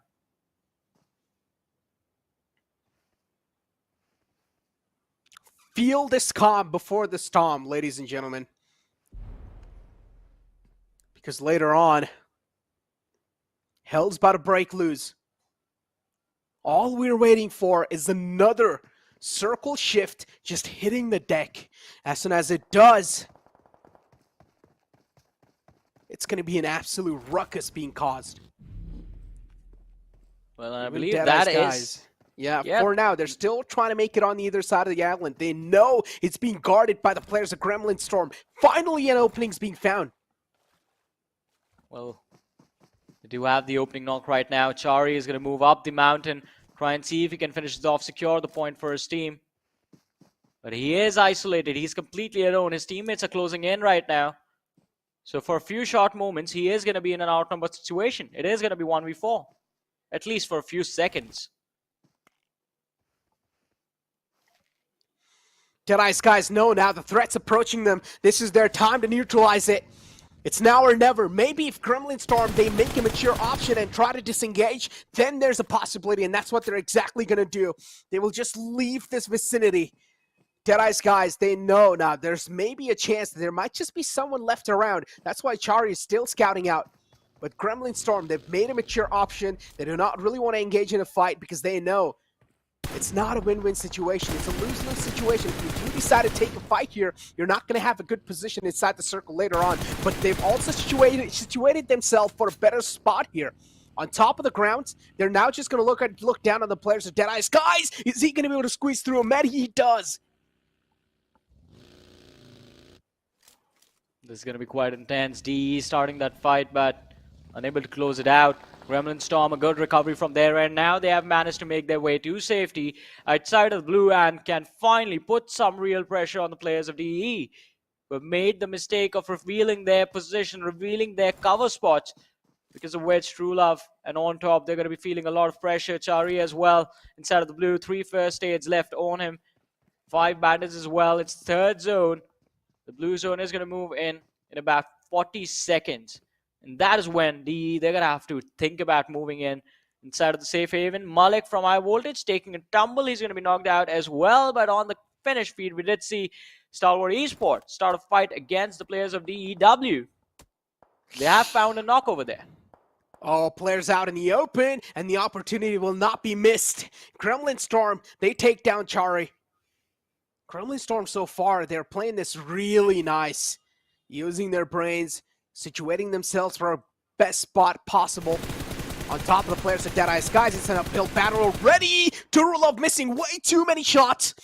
An opportunity slipped away to get a potential opening, but now DEADEYES guys will need to pass through. They will need to breach through this deadlock. They will need to breach through the defense off the players of Gremlin Storm, and it does not seem like Gremlin Storm have any sort of intentions of backing down from this spot.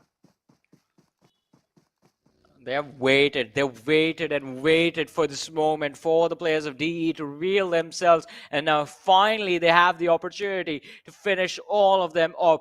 Chari made the mistake of revealing himself a little bit earlier than it was used to, and he was finished off because of that. Now on top, he's going to struggle for a bit as well as he starts putting on those first aids one after the other, and DEADEYES guys, they're going to struggle in the blue zone for a few short moments. They don't have any more time. The blue zone has started to move and it's closing in, so we will have the next circle in a few short moments. And then the amount of damage that the players of DE are taking right now from the blue zone, it's going to go up quite significantly as well. I mean, currently so far, the only team that's looking well-oiled is T2K. Away from all the action, trying to stay in one piece, but also showing a pretty confident stance. T2K, not really playing that scared, showing as much as confidence possible, making sure they're not getting overly complacent too. DRS might just be the approaching opponents here, might just be the challengers, but DRS are left with no other option than to breach through this entire site. But T2K is guarding it pretty well too.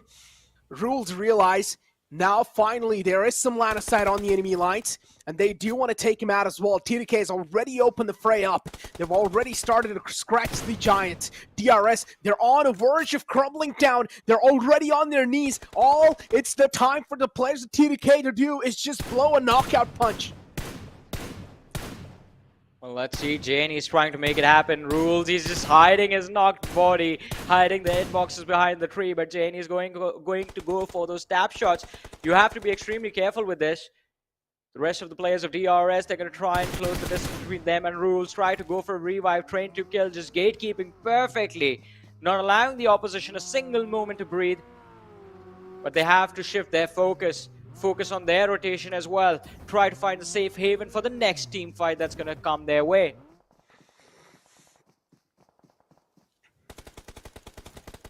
A1 eSports still alive. That's a miracle. Koa has already found a nice opening.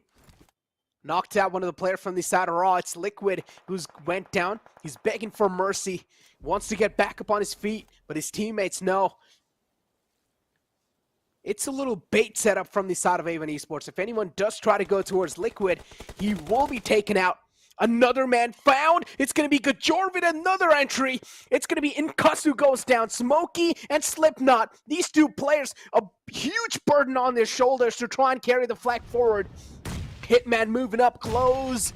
way too close for comfort. On the other hand, you also have another fight approaching. It's going to be the players of MABETEX eSport against Skylightz Gaming. You blink it and you miss it. MABETEX just doing some light work on them, but it's 2K now knocking with a third party.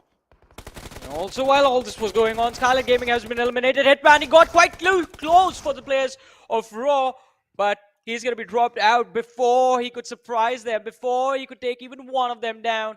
And A1 eSports, they have been shown the exit from this lobby as well. Stalwart eSport, they have one finish secure, trying to put some pressure on the players of DEW.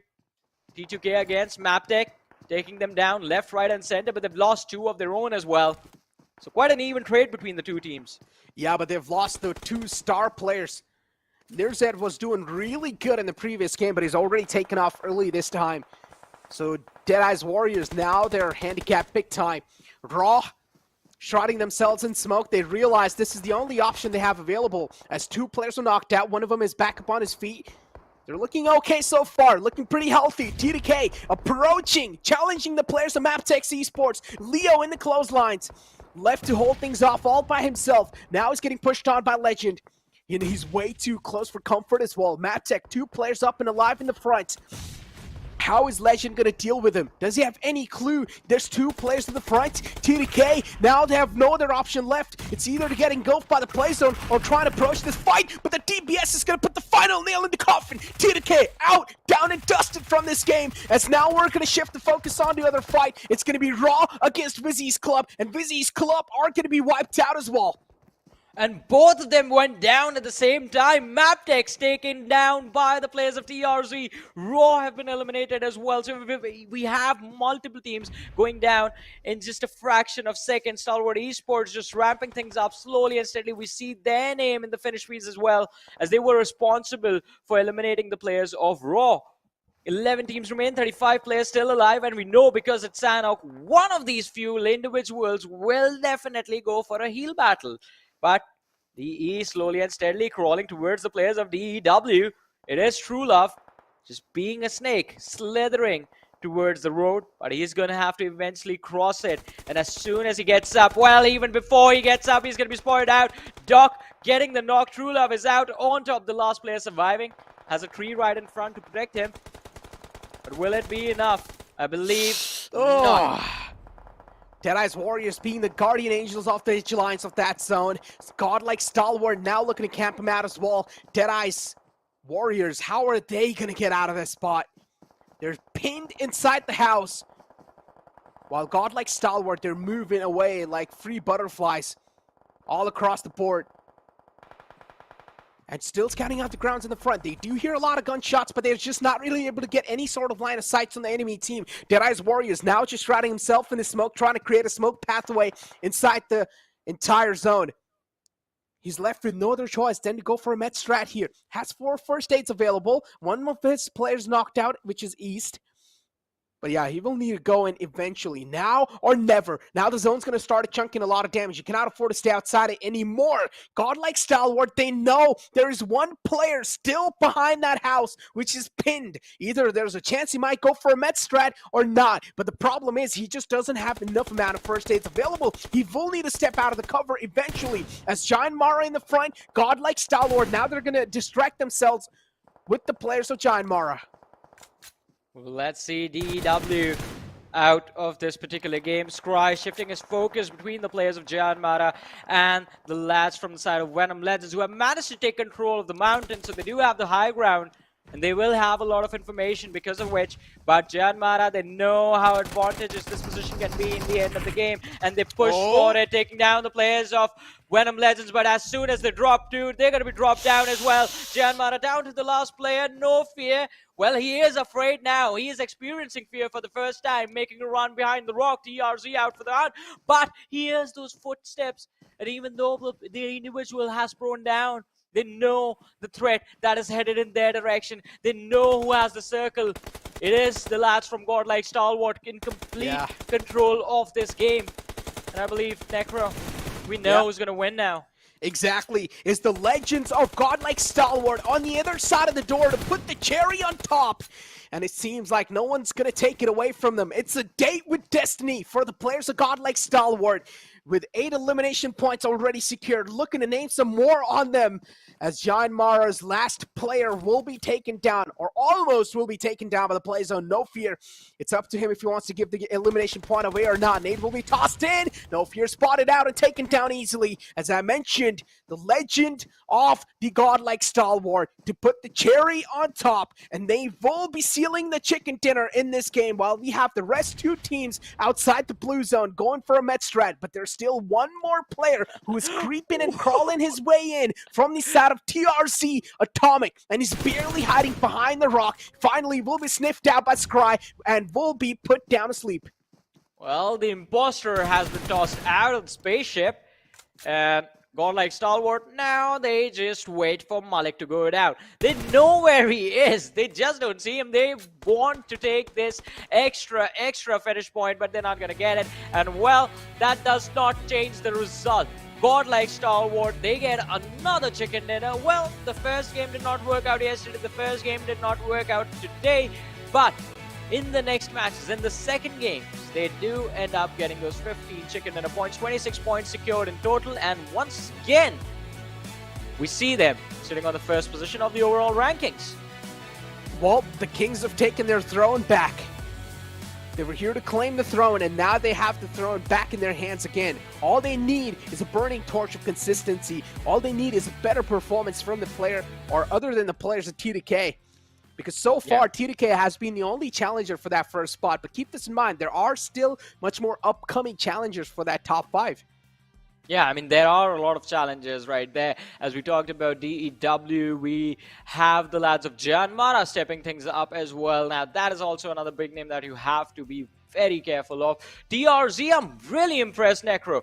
They finished in the top 3 last game, the previous match. They finished in the top 3 this match as well. I wonder where this team will be by the end of the day. But for now, we're going to take a very short break. So you guys stay tuned, keep watching. We'll be back after this.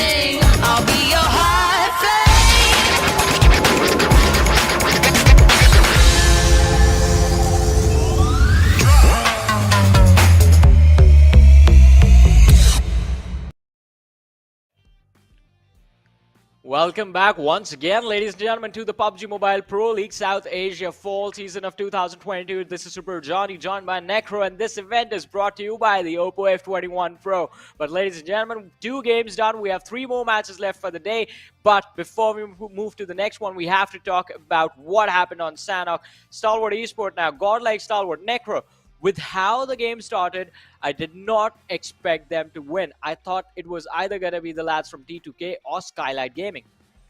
I mean, it did seem like it, and I love the approach from the side of T2K too. I mentioned this in the middle of the game, that T2K is trying to stay away from all sort of action. They're trying to be as confident as possible, but at the same time trying to take some safety measures, because they know, because the first spot was almost being contested by the players of Stalwart Esports, but now after this chicken dinner, it has already been taken over. But I love the approach from the side of TDK, but somewhere down line, it's just a game of Sanhok, and Sanhok sometimes does bring in that RNG factor.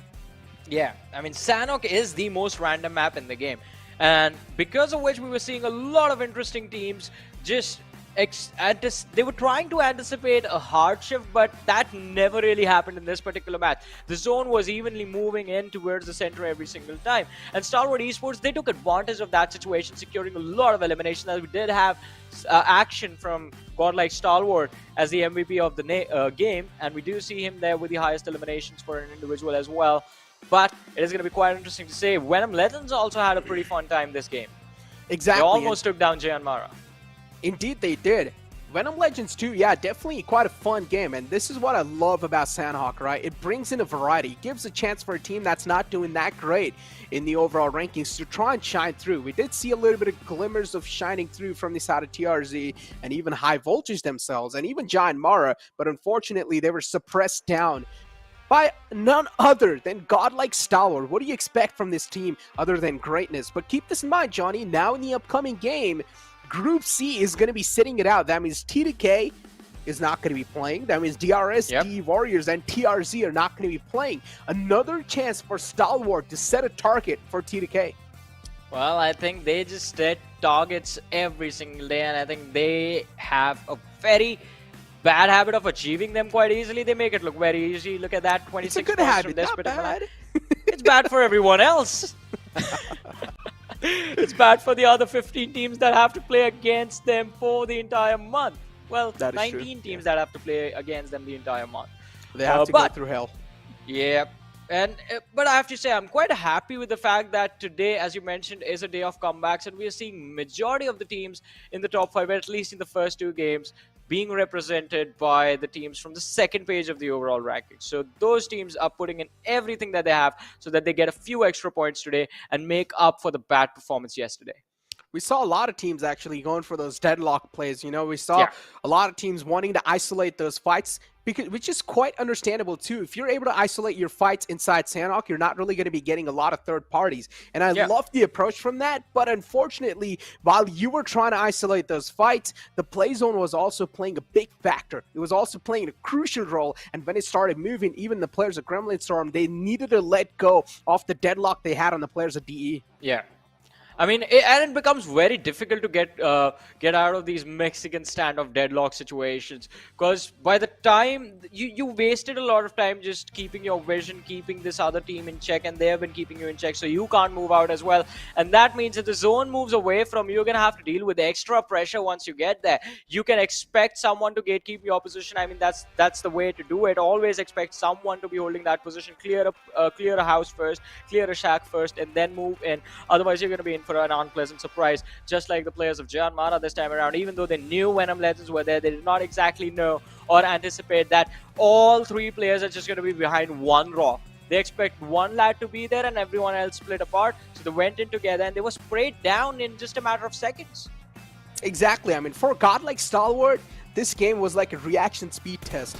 The way they were able to shut down the teams in the front, they exactly knew. And always something that really surprises me is the game awareness, is the situational awareness these players have. They always have this type of awareness where they exactly know where there might just be a player behind this sort of a little cover, and usually there is always a threat lingering around them. The situational awareness this team brings to the table with the team coordination, the team synergy, it's just brilliant. And then you also have the damage graph for the previous game in front of us. Of course, godlike Stalwart is not really excelling in those damage and those elimination points, but what matters is the consistency that this team's bringing to the table. T2K, unfortunately, they're going to slip away from that first spot, but they're still in the top 2.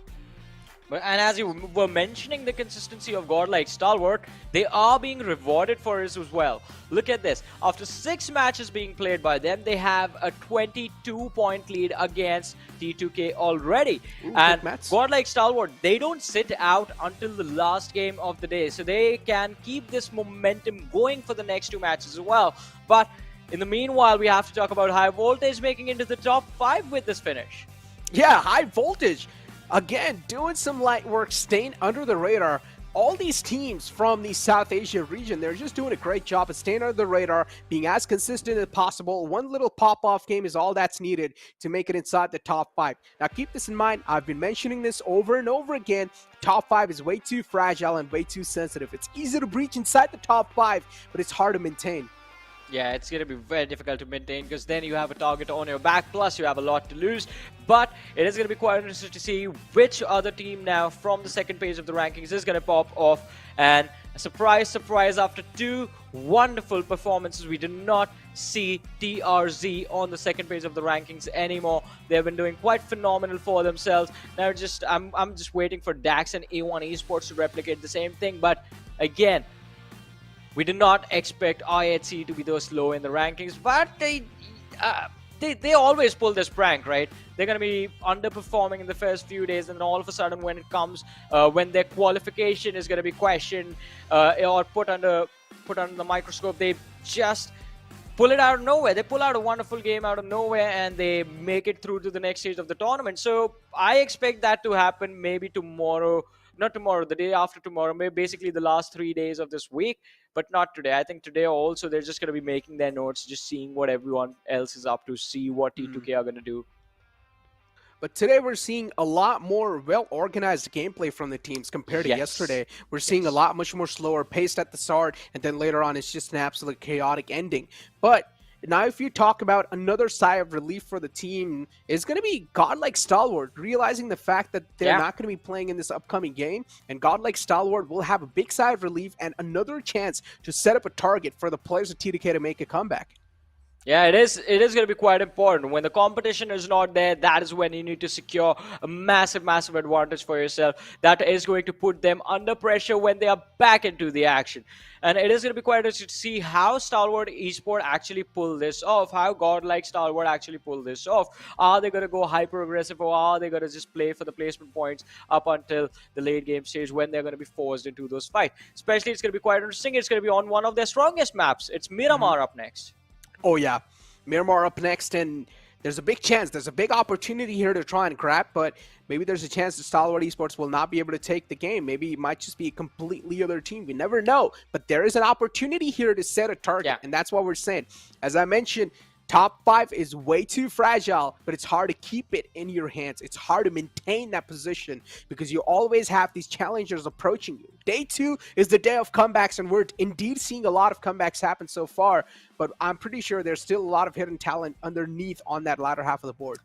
I mean, there is definitely a lot of hidden talent, but it's not going to stay hidden for long, though. I believe by the end of today, we're going to know the teams that are going to be consistent enough to make it into the top 12 of for that game of Living. That's going to happen at the end of this week. And we're going to have a few names that we will be sure, like, it's going to be quite difficult for them to make it through. But for now, Necro, what's your prediction for this match? Oh, I'm going to go with Stalwart because they need to set a target. They need to be the Kings, or they need to be the King of the Hills. I know, listen, all right, it's a safe pick, but I personally think it's not really a safe pick considering all the other teams have been stepping things up as well. Well, I'm gonna say this. Let's make it unsafe. I'm gonna go for Stalwart as well. Okay. All right, Johnny's here to curse it. But hopefully, I mean, your curses have been working pretty well so far. So maybe there's a chance that Stalwart will probably steal this chicken dinner. But what I want to beat is that correct prediction count that you have. You have one more correct prediction than me. So I want to try and get more than that. But yeah, ladies and gentlemen, the upcoming Miramar game is probably set to go soon, and we should be seeing the plane fly past in the sky. But before touching onto that Miramar, we also need to touch on a couple of more teams. Now, High Voltage having a really good performance in that previous game. That should give them also a big sigh of relief, and maybe we can witness another great performance inside this Miramar. Maybe. I mean, we're always going to be hopeful. High Voltage, again, at the start of the day, as you mentioned, Necro, we expect big things from them. And yesterday, they were underperforming just a little bit, and today, the momentum looks strong. But they have to keep this going. And that is one reason that I believe you're going to agree with me on this. That the reason we picked Godlike Stalwart for this particular game is yesterday the same thing happened. They got one chicken dinner, and from there on out, they looked absolutely unstoppable. Finishing in the 4th position in the next game in match number 3, getting another chicken dinner in the second last game of the day. And then they, of course, had to sit out, so they weren't really allowed to. But if had they played the 5th match as well, I'm pretty sure they would have been in the top 3. So that is the story that is there for Godlike Stalwart. And this team knows how to keep the momentum going, how to keep the ball rolling. And again, one of their strongest maps, Miramar, they want to own this one as well. They're going to face some sort of a heavy fight from Skylightz Gaming in this one as well. MABETEX is going to be in this mix as well. So that will make things a little bit more interesting. But once the game is underway, once we have the flight path and the first circle, the picture of what is going to happen is going to be a little bit more clear. And not just that, what is going on with IHC? I mean, yeah, in the previous group, they were not playing, but now IHC will be back in the mix as well, so maybe things will be spiced up even more. You talked about MABETEX, and I want to touch up on MABETEX even more here. Demo being lost from this roster is hurting them quite a lot, and it's clearly being seen. Yes. Demo was the most instrumental player for this entire team. They used to do a pretty good job setting up Demo for the success moments, setting up Demo for those flashy plays, but now that Demo is not there, they're missing out on a key fragger. Well, definitely. They are missing out on a key fragger. But, ladies and gentlemen, let's see. The game is about to begin. We're going to be jumping into the action right about now with the trajectory of the playing being revealed as soon as we have the map in front of us. That is what I want to see. But before we have the trajectory, we do have the plane.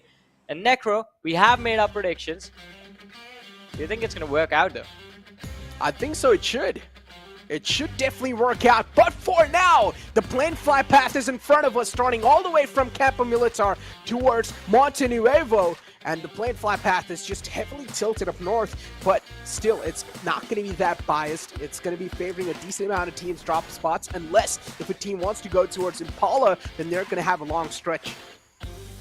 Well, let's see what's going to happen, but for now, as you mentioned before the game started, that Demo not being present anymore with the lads from MABETEX is putting an impact on them. I mean, the same could have been said for DRS as well. Because with Galzen, the team looks completely different. The amount of firepower that they have, it is absolutely incredible. They are still in the phase where they're trying to figure out how to overcome that.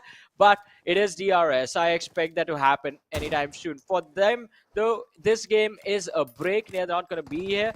But let's see what is going to happen. We do have the trajectory starting from the northeastern edge of the map, going all the way towards the western edge. And not a lot of drop clashes, though. Raw dropping quite close to Dax, but that has been happening since yesterday. The city of El Pozo, it's getting a little bit crowded over there. Indeed it is. And this is what we like. Crowd, chaos, ruckus. Off the bat, I want to see some aggressive plays. Aren't you an aggressive player too, Johnny? No, actually, you're a patient person, so... Yeah, what about you, though? You never Oh, answered dude, that I'm question. full-on aggressing. I'm just full-on aggressing inside the lobbies. That's what I'm doing. I'm an aggressive don't player. like to slow I down. always like to be in the front lines. Come on, Johnny. You know. You have seen me play the games as well. You know what of a player I am. I'm Yeah. an absolute beast. A bad one. Come on! I'm just a beast waiting to be unleashed. You know that. Yeah, but sometimes it is important to tame the beast as well. Well, you know what? Sometimes I don't think so. That's not the truth. Let the beast be free. I'm the beast. Let me be free. I'm just kidding, guys. All right, it's a little banter going on. It's a little sarcasm going on. Don't take me serious. But yeah, I'm pretty good at video games in general. But with that being said, Johnny's pretty bad. But with that being also said, wow. as Wow, we move what a on cheap forward shot. with Stalwart Esports, these four players are just way too outstanding. No matter who you compare these four players with, they're always just going to outshine every single team in the lobby. Yeah. But I think at this point, it is godlike Stalwart just fighting amongst themselves because their main rivals, T2K, they're not going to be here. A wonderful opportunity presenting itself to one of the best teams inside of this lobby right now. And they have to make sure that they seize and secure as many points as possible in this particular game so that the pressure is upon T2K in the last game of the day when Stalwart Esports won't be playing. But with the win from the previous match on Sanhok, they do have the momentum that they need, and they have what it takes to keep it going. Look at top, just trying to see if he can cut down the mountain with his bullets. That is something that's never going to happen. What? What did you just say? Trying to cut down mountains with his bullets. Yeah. You know what I hate about it is that I actually kind of like that. It sounded satisfying for some reason. Trying to cut down Sounded mountains awesome. with the bullets. Yeah, it sounded cool. You know, it sounded cool. Imagine if you could actually do that, like IRL. Ooh, that would be awesome now. No, I don't think so. That's even possible. Cutting down mountains with bullets. Yeah. Like that's not possible. No, there's no way. No way. You might need some, I don't know, Iron Man level tech to do it. Maybe you can just nuke the mountain. That's taking the easy way out. That's an overkill. Yeah, that's overkill. That's like getting godlike Stalwart to play against us. You and me. Loki though, Loki, maybe I can be a bit of challenge. I'm just kidding. I'm just kidding. That is the best joke I've heard today. Thank you, thank you. I know I'm quite funny. But yeah, moving on. Let's focus on the game. High voltage on our screens. Finally, we're seeing some glimmers of hope from their side. Some signs of presence, some signs of them being alive inside the competition. And now they're also looking really good in the overall rankings. Hopefully, this is going to be continued on forward. Well, but let's see. It is Miramar after all. We're going to have to wait for the action to commence. 5 minutes in, not a single shot fired, apart from the ones that were being fired on that mountain by Top from Stalwart Esport. But there's a massive cluster forming in the center of the map with DEADEYES guys just prepping up to absorb all of this pressure headed in their direction. I really love the position of 1952, by the way. They are all the way towards Valle del Mar, the southwestern edge of the map, and they don't have anyone in their vicinity for at least 400, 500 meters. Talk about teams being close to him. Right now, the circle as well is pretty weird. A little bit tilted on the bottom left. And DEADEYES guys are pretty close to it. Actually, they're right in the smack center in Chumacera. MABETEX eSports is going to be another team that eyes are going to be locked on. A1 eSports as well is still in Los Leones, trying to move away. Still trying to loot, scoot for their comfort zone. But what I don't like is Skylightz Gaming is taking the rotation really close to the players of Raw. We might just see a little bit of clash between them. Well, we don't want to see a little bit of clash, though. I want to see a massive clash. MABETEX, they're going to close in. I want to see if Elementrix, they try to move towards Chubasera as well. That's going to make the situation a lot more intense. But in the meanwhile, look at that, Skylightz Gaming and Raw. It seems like there's going to be a mid-rotation clash over there. MABETEX and DEADEYES. Guys, the fight has been initiated. And it's going to be MABETEX losing out Wally in the early stages of the game. DE getting an advantage for themselves. But it's going to be slowed down instantly. As the rest of the players from the side of MABETEX, they weren't anywhere close to their teammates. So an easy pickup for the side of DEADEYES guys. And also, ladies and gentlemen, the first blood of the game. DEADEYES guys. Over here, all the 4 players, they've already gotten 1 elimination on their hands. Hands are quite bloody. They want to taste some more blood. But DEADEYES guys, for now, they're just gathering up some vehicles for a quick rotation. They want to be quick on their feet with the rotation, but currently they're just right in the smack center, so not a lot to worry about. They also have a nice high ground to play with, which they can rely on. DEADEYES guys looking immovable, but on the elimination feed, we finally do see the fight going down. It's Raw Incus against the players of Skylightz Gaming. He's already found the opening, and he's taken down the player. The confirmation is going to follow it up too. But Skylightz Gaming now, the death, the fear is knocking on their door. Well, it is definitely knocking, and in fact, it's smashing the door down right now. Raw getting a few extra pickups over there. They are looking to see if they can wipe out the entire team in one go. And that is what they should be aiming for, because in the middle of the rotation, Skylightz Gaming completely unaware of the team that is patiently following them, trying to see if they can hunt them down. And Raw, in fact, as of now, have been quite successful, getting 2 extra points. DEADEYES guys, on top of this hill. I love the positioning the players that DEADEYES guys have. They also have a nice little split going on for themselves, but MABETEX eSports is a challenger approaching. Not a team to mess around with, not a team that should be underestimated by any means. And DEADEYES guys, they're pretty well geared up too. Look at that loot. 5 first aid, decent amount of bandages, decent amount of boosters. Now the next circle is going to center on up even more. So teams, they don't have a lot to worry about. But unfortunately, there's still a lot of teams that are still left outside the zone, which is Gremlin, Storm, Seal, and one more team that is right next to him. We might just see a little bit of clash of room when they will try to make it in. Well, there's definitely going to be a massive clash right there, as you said, but for now, we do have 1952 entry, AUG. Getting the AUG, yes. It is going to be quite interesting to see if the game comes to a position where he's going to be forced to take those close range fights. then that weapon works out quite nicely in his favor. For now, once again, on the players of DE, towards Chumacera, still in the center of the map, but now finally being forced to move, and they have decided to move a little bit further towards the east, and then heading south. But as the rest of the players have left their position of cover, Elementrix, they have arrived, and on top, he did see them coming in his direction. Trulov, he's there with his teammate, they're waiting for this team to get out of cover so they can at least slow them down, let the other two teammates find a safe haven, and then these two will move out as well. WIZZES club.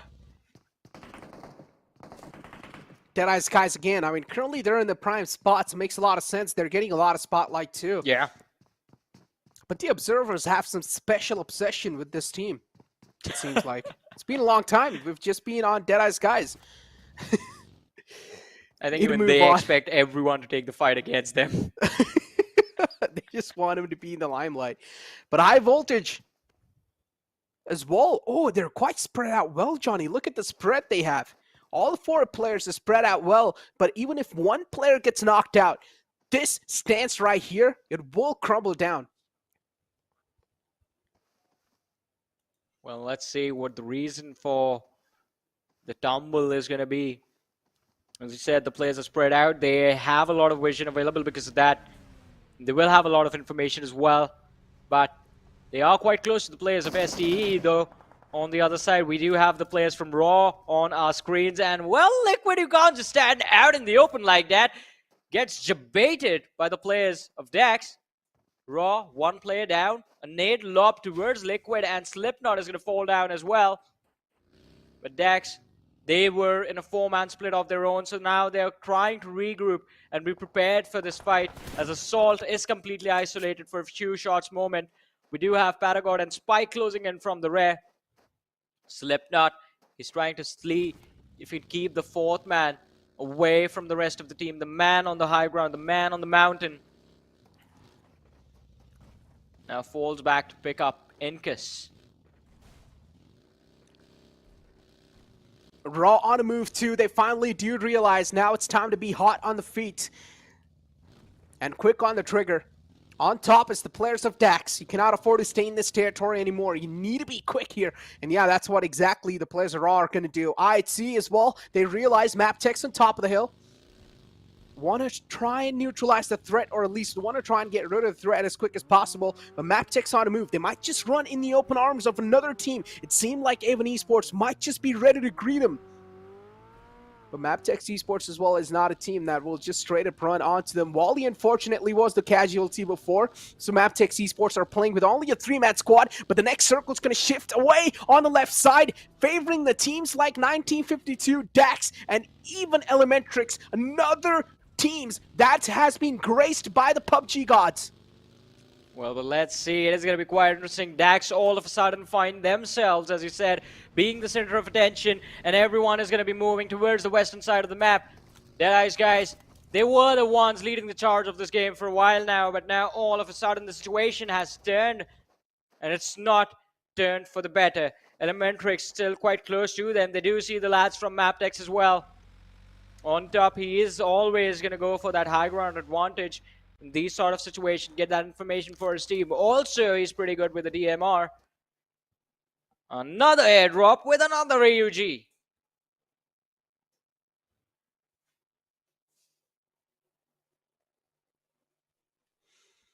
Another drop, another AUG with a couple of upgrades if the teams do want to go for it. But I don't think so. I don't see any team who would want to actually go for it anytime soon. It's quite out in the open. It's quite far away too. But right now, teams, the only goal they have is to try and make it inside the next zone. And that's what they're focusing towards. A1 Esports on top of the hill, next to the players of Gremlin Storm. 2 teams that do not want to cross each other's eyes. 61 players remaining this late in the game. 15 minutes have already passed by. We're not really seeing a lot of taste of that action, but finally in the elimination feed, we're seeing stalwart esports against some team. It was VENOM Legends on the receiving end, and if you're VENOM Legends, you found yourself in unlucky shoes. Yep. It is going to be a hyper situation since godlike Stalwart, they have the northeastern edge of the circle in their control, and VENOM Legends, they were the ones trying to penetrate through, but high voltage right now being the distraction that VENOM Legends needed. And now Assassin is just taking those shots from the Mini 14 in his hands, trying to see if he can deter the players of Stalwart Esport in a different direction, which they do, but that is even bad for VENOM Legends because VENOM Legends were trying to avoid them, and now once again they find godlike Stalwart in their way. On the other side, Spooky is going to be spooked by Memo and forced behind the ridge yet again. Gremlin Storm Memo knows there's players on top of the hill. Sealed though, they have no interest in continuing this brawl. They're going to try to move away. Dictator's taken down a bit low from the side of Gremlin Storm, but the next circle is going to center on up a little bit on the top right. Elementrix is going to be the luckiest team currently up and alive. And the circle is actually right into Masera. So Elementrix having the best spot possible available inside the city. But right now, a little shots peppered down from this high ground. It's A1 Esports against Gremlin Storm. But keep this in mind, Johnny. Still 16 teams are alive. And we're already on the 4th phase of the game. 16 minutes have passed by as well. We haven't seen a complete elimination yet. No squad wipes, just individuals. And it's just that the teams that have lost those individuals now won't be willing to fight. But what is this? How does this happen? Seal Esports getting caught off guard by not an entire team, but by just one man. Mafia What? How does he lose that? Goes down finally.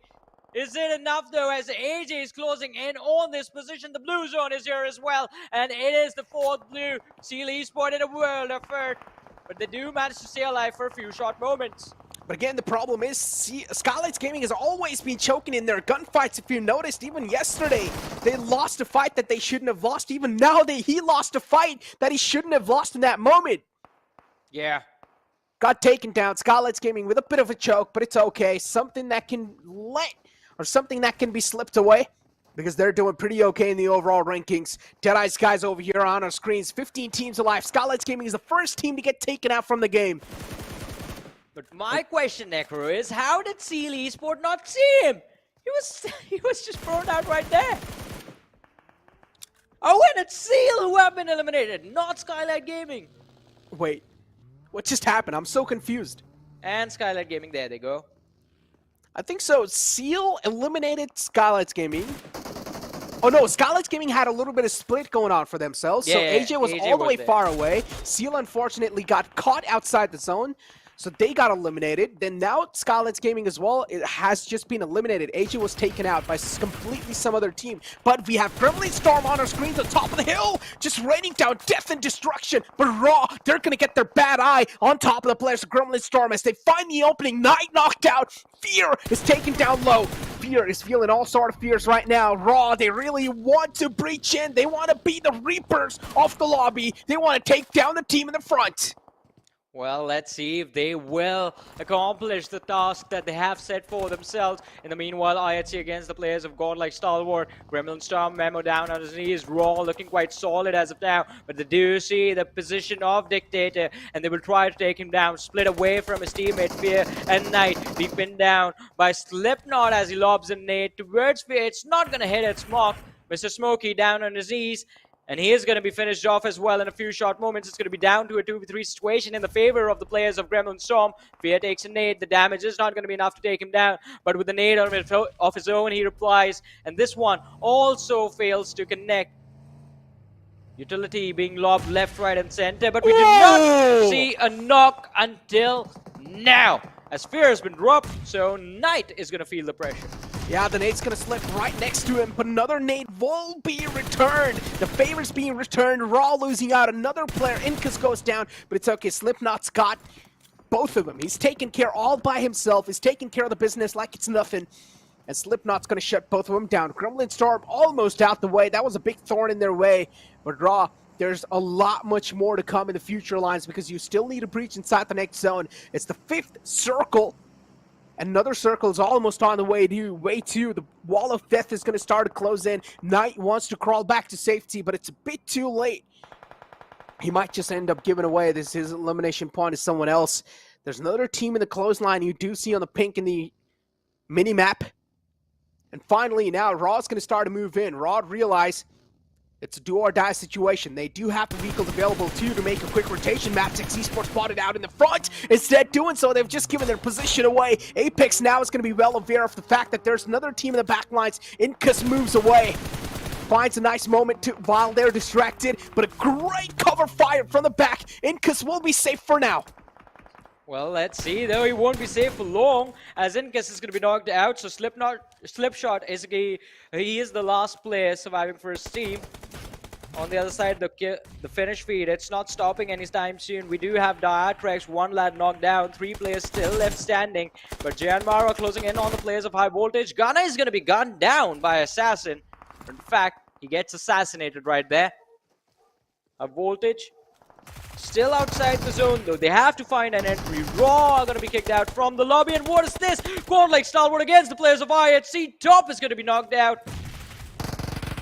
Ooh! The nade's going to slip right through the doorway. IHC not in a position they want to be in. There's a chance Pika might just single-handedly wipe out the entire team. And if that does happen, that's going to be the biggest highlight reel in the entire history of PUBG. Pika on top of the house, using all sort of utilities possible, has another nade in the hand, looking to toss inside the windows. Looking to find any sort of connections yet. Does hear a lot of movement right underneath him. Another nade tossed in from the side of IHC. No connections yet. Pika is repositioning himself pretty well, but finally will be sniffed out and taken away. Oh, before the game started, we were talking about Godlike Stalwart and how important this match was going to be for them to maintain the first position till tomorrow, but that's not really going to happen. In the meanwhile, A1 eSport Hitman, he's running behind the cover to protect himself as the lads are being hunted down right now. In fact, chased by the opposition in form of MABETEX. Sinister out in the open, takes down 1, but Baron is going to make sure that it's not going to be for nothing, as Sinister is going to be knocked out. A1 eSport, 2-player left standing with DE closing the distance. Oh boy. High Voltage 2 now looking to join the fray. DE having the highest odds of winning this game. It's the audience prediction. Skylightz Gaming on 16%. Stalwart Esports 2 is there. But unfortunately, they're quite hurt. Cannot afford to stay that hurt anymore. Stalwart Esports definitely was there too. IHC is in contention as well. All 4 players still up and alive. And you mentioned about Godless as well, Johnny. Godless is back in the competition this time. Demo, Godless, IC, Zal, these 4 individuals are looking to name this chicken dinner on themselves as they have a decent cover available inside that apartment building. High Voltage also having a nice 2-2 split. They're spread out well. But if the 2 players on the bottom, if they want to go on top, it's going to be quite a tough climb. Yeah, it is definitely going to be a tough climb for them. They are going to be sandwiched the moment they get out, but Joel, look at them spotted out. The picture shot connecting. Assassin finding the knock, and ICE holds the same angle. The damage being traded out. Malik quite close enough to lob the nade. Let's see, well, Demo takes some damage, but he's still going to be left standing. He's too close for comfort to the lads of High Voltage. He is. And now, it's the players of IHC digging on the hills of Deadeye Skies. As Jokers went down, the opening they were looking for. These are the 2 teams fighting for the supremacy to find out who's going to get the better spot in their hands. But before that, IHC will need to shut down the entire squad. in the front lines, and this time it's going to be high voltage. High voltage are crumbling down slowly and steadily, one after the other. These two teams really do want this spot in their hands, as I'd see now they will need to direct their attention towards the players of Deadeye's Skies. Way much more tougher opponent compared to the players of high voltage. Currently inside the lobby, Molotov tossed in. The utilities is not going to work out because Demo is too quick on his trigger. Now he's looking to shut down another man. Demo feels the moment. He wants to take down another one, and he does. Another player from Deadeye's Skies inside the house is just peeking out over and over again. But I'd see right now the unstoppable adrenaline is looking way too good for them, as I'd see they're going to stack the bodies on top of each other. Well, ladies and gentlemen, guess who's back? It is the squad of IHC. Zul looking away at the wrong time, but Godless, he is not going to let his teammate go down in win, trades him out, and that is it. Deadeye's guys sent back to the lobby. Now 4 teams remain, and IHC, they are looking unstoppable right now. In the meanwhile, Elementrix surely is trying to protect himself from the players of E1 eSports, but it is not going to be enough. In about 20 seconds, the blue zone is going to move, and then both these teams will be outside in the blue. The zone, it is being owned by now just one team, and that is all. The other 3 squads are just going to fight amongst themselves to decide who will be second, third, and, well, fourth. I'd see the Grim Rippers off the lobby, just shredding through the enemy. The bullets of pain are not going to respect anyone this time. And I'd see they've tasted the blood. Now they won this entire cherry on top of the cake. They want to name the chicken dinner on them. But A1 eSports and other teams will be on their way. Can be the biggest thorn possible. What a turnaround from Hitman. A quick reaction speed test, and Hitman will shut him down. And that's going to be it. The final nail will be in the coffin, as Elementrix will be out from the game. But oh boy, the bodies are being stacked on top of each other like it's nothing. It's an absolute graveyard in Chumacera.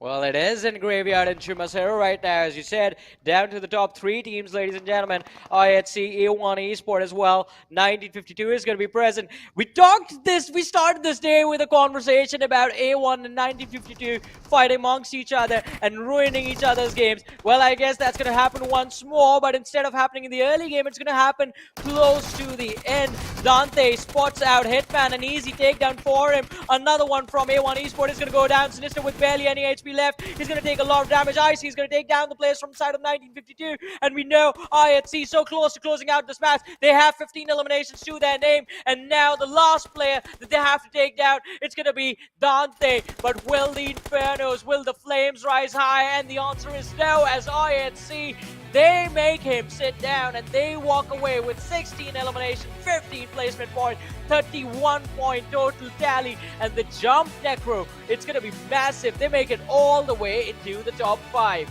Indeed, the jump is huge and a well-deserved jump as well. All the way in top 5. As I said, it's easy to breach inside top 5, but it's hard to maintain. And I know IT was looking for this exact game, this pop-off game. Once they found it, it's going to be pretty easy for this team to maintain that top 5 as well, Johnny. Yeah, I mean, they make it look easy. That's the thing. Because in this particular game, we never once really said, like, all right, IHC, they are in a wonderful position. They are going to be able to close this game out comfortably. They're going to get a lot of eliminations. No, they landed towards the northeastern edge. The circle was for the west. It's completely opposite, but they still managed to secure 16 finishes. And it was an incredible run, but why are we surprised? That's the question. Why are we surprised? This was bound to happen. It wasn't a question of if it was going to happen. It was just a question of when. And that moment is now, ladies and gentlemen. But we will be discussing this game a little bit after this short break.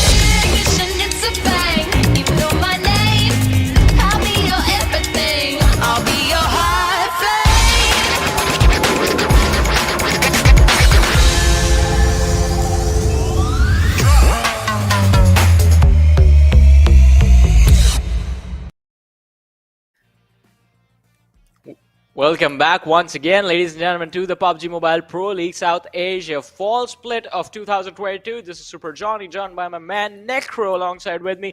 And this event is brought to you by the Oppo F21 Pro. But now, we have to talk about what just happened, Necro. We have to talk about IHC 16 finishes and the chicken dinner and the top 5 as well. Johnny, listen, if you have the glasses right now, you need to represent IHC right now. After that game, IHC, they just have their glasses on, sunglasses on, by the way. They have their sunglasses on, and they're like, you guys thought we're just on the latter half of the board? Not yet, buddy. We're still yet to show our true game, and this is a literal glimmer of what IHC is capable of.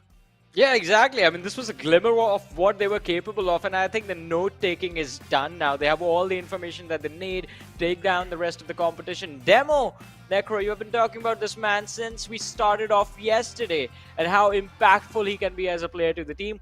Well, here we go. 6 eliminations, 8-1 damage. Exactly. I mean, Demo is a sort of a player. You can literally just assign him a free man role. Yeah. You can just ask him to go and do whatever you want, and Demo will still come up with some incredible stats. Because Demo, his individual impact on a team is incredible. And we already know what every single player in IHC is capable of. Combine a player who is absolutely incredible with the game mechanics, with a team that is just absolutely aggressive and they shred through the enemy lines. I mean, it's a perfect combination in my opinion. Yeah, it is a perfect combination. And look, one more reason why we are seeing IHC in their true form is because the face of the team is here, the man who always leads the charge, being the first to run into any fight that is being initiated. Godless, 6 eliminations for him as well, with 726 damage dished out. So now, earlier on, do you remember during the last season, there was sort of an inside competition between the lads of IHC, but it was IC and Godless. Well, you can add another man to the mix. Demo, Godless, and IC. These 3 men, they are on a mission now. Oh, they indeed are. They definitely are. 801 damage dealt with 6 elimination points in the average survival of 2541. Demo has stole the cake of the previous kill leaders, but now we have the match rankings of the entire game in front of us with 16 elimination, 31 points secured. IHC now are going to be in the run to steal that first spot away off that league stage from the side of Stalwart Esports, but is that going to be a possibility or not? Because this game was pretty shaky from the side of Stalwart Esports. Yeah, but you know what I just realized? It's a Mongolian hat trick. 3 games and all 3 teams that have won. Are you surprised though? Are you surprised? No. Exactly. It's just some light work, man. It's just the Mongolian teams pulling off some light work. Yeah, but I want to see the rest of the teams perform as well. I mean, my one wish has been granted. I am seeing a wonderful run from the teams on the second page. A1 Esport finished in the top 3 in this particular match, which is going to be giving them a nice jump in terms of where they sit in the overall rankings. But they have to be extremely consistent in order to make it happen. Otherwise, I mean, if you are as confident as IHC that you can skip out on 7 games in a row, you are not performing that great, and in the 8th game you just get 31 points, make it to the top 5, then for sure, but you have to realize that you need to start performing before it's too late. But again, I want to talk about this moment. What happened, right? How did they not see him? He's just hiding behind the wall. Yeah, but still, Mafia Ninja, though, I mean, great 2 knocks there from his side. Unfortunately, yeah. If I'm not wrong, he ran out of bullets on the last guy, so I wouldn't really call it a choke. I called it a choke before, but now I got to see that moment clearly in the highlight. And yeah, I think so he ran out of bullets at the last player, so it makes a lot of sense too. He went for a reload, unfortunately, Mafia Ninja, but a valiant effort from his side to take out the entire team, and he almost could have wiped out the team. Yeah, it was a great game. Overall, I mean, in terms of the fights that we got to witness, the moments that we got to witness, even in the end, A1 Esport and the lads from 1952 duking it out amongst themselves. IHC just patiently waiting in the backlines to see which one of these 2 teams were going to step out, and IHC just capitalizing the moment. So a very impressive team fight from all these 3 squads. Elementrix as well, making it in the top 4. Another team, Necro, as you like to say, who know how to fly under the radar. Avoid as much attention as possible and then strike when the moment is right.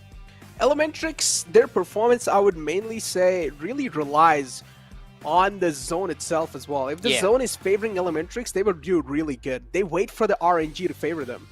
And that is something that has always been the problem with Elementrix. They don't try to breach inside the circle, or even if when they do try to breach inside the circle, they usually get caught in the rotations. So Elementrix, the rotation factor definitely needs to be strengthened up, and the firepower as well needs to be tightened up a little bit because there is still some tuning needed. Well, would you look at that? Another 11 position jump from the lads of IHC eSports, 61 points secured in total. But 1952 DRW, they have been impressive as well, Necro. Look at this, 31 elimination point, 26 placement point, 57 points in total, and 8 position jump with this match. Big leap from their side, but look at Skylightz Gaming, pushed down all the way on 10th spot. If I'm not wrong, we started with Skylightz Gaming being in the top 5, and now Skylightz Gaming is all the way on the 10th spot. This proves my point exactly, how fragile and how sensitive the top 8 or top 5 can be. You need to be really consistent to maintain that position right there. MABETEX eSports as well is slowly and steadily slipping by. Seal 2, they had a great showing yesterday, but today they're not able to live up to the mark. Well, but let's see. Now, I want to see where A1 eSport will end their day, because they are not sitting on the 20th position anymore. They have moved up to the 18th, and the difference between them, well, with one game, they can be on the 11th, or maybe, in fact, inside of the top 8. But they have to make sure they're finishing in the top 3 yet again. And it's not going to be that difficult for them to pull off. It shouldn't be that difficult. They have been doing really well for themselves today. But the problem is they're not going to be playing the next match, which is going to be played on Erangel. A1 eSport, they are from Group B, and Group B is going to be sitting the next game out. So, Necro, that brings us to the important question. What is your prediction? My prediction, man. IHC, back-to-back. Let's go. Oh. IHC, back-to-back. I'm a believer. Hit me with an IHC because I know I've seen that happen. We've seen that happen. If this does happen again, it's probably going to be like a little deja vu that has happened in the past. So I wouldn't be surprised if IHC does get a back-to-back here. Well, you know, we have to establish rivalry, so I'm going to go with Stalwart eSport for this one. I mean, we do expect them to walk away with the win as well. It is Erangel, yeah. You realize if Stalwart eSports loses again, their fans will be disappointed in you. I guess so, but my prediction counter is more than you, so I can do whatever I want now. Wow. I have been correct more times. It's not about being wrong over here. It's about being correct more Johnny. times. Don't even say a word at this point. All right, I see what you're trying to do. You're trying to silence me here. Okay, buddy. You know what? All right. Yeah. I'm gonna start to try hard now. I'm gonna be a beast that is untamed. But with that being said, the upcoming game should be played in a while. But before that, we still have a couple of more talks to do. Especially we had a talk about IHC now. IHC popping off in one single game, doing really good. And the reason why we're not calling it a fluke or we're not really doubting their guts is you can just search about their past on any website. You can just go to Liquipedia and you can look at all the past PMPLs they've played, and you will understand why are we so confident with this team. I mean, you just have to say their previous name. Just say Zeus Esports. That's it. Everyone knows what you're talking about. PMPL. Oh boy, that's a nightmare for every single team in the lobby. Yeah. I mean, we remember. I remember the first time I saw players and teams from Mongolia was back in 2020, 2 years ago, right? And back then they were playing, like, a few of the teams were participating in the wildcard region that used to happen. And over there, it was a completely different play style, but there was one player that was still shining amongst the entire competition, and that was Godless. From there, we saw him in the World League and the World Invitational, and from there on out, Mongolian teams getting involved as a part of the South Asian region. I mean, they have gotten so much better so quickly. We never anticipated the spike that has been shown in the last 2 years. Not even the last 2 years, 2020 to 2021, the difference was massive. With how the game style shifted, with how good they had gotten. And then 2021 to 2022, they have gotten even better. But the good thing that is that since they've been involved with the South Asian teams for so long, the entire region's skill level has been lifted. We have seen DRS be very impressive in the past. We have seen Skylightz Gaming be very impressive in the past. Janmara have gotten so much better. Janmara is a team that has been part of the South Asian circuit for for a very long time. I've been seeing them for 3 years. That's the duration of my entire career so far. And again, it's not just the big names that have gotten better, it's the young lads as well. I mean, keep talking about vibes, right? We keep talking about vibes versus vibes. Both the teams absolutely impressive in their debuts.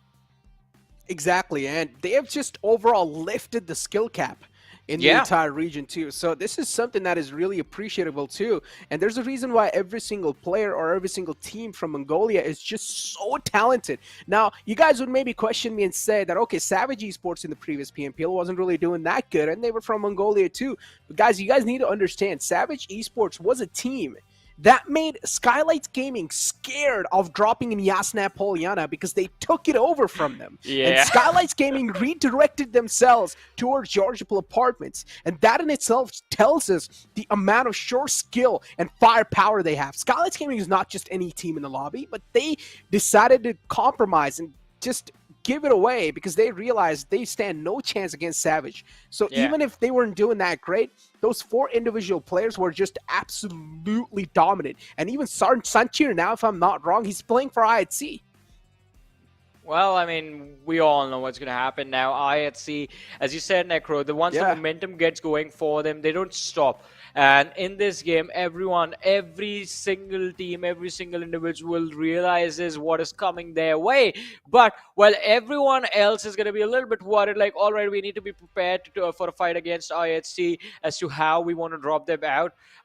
There's one team that is going to welcome it with open arms, and that is going to be the lads from Godlike Stalwart. And another team I have to say has to be the lads from DEADEYES, guys. Because DEADEYES, guys, they were one of those teams that knew how to break or, in fact, hold on to the players, just extend the fight long enough for a third party to chime in. Never really worked out in their favor.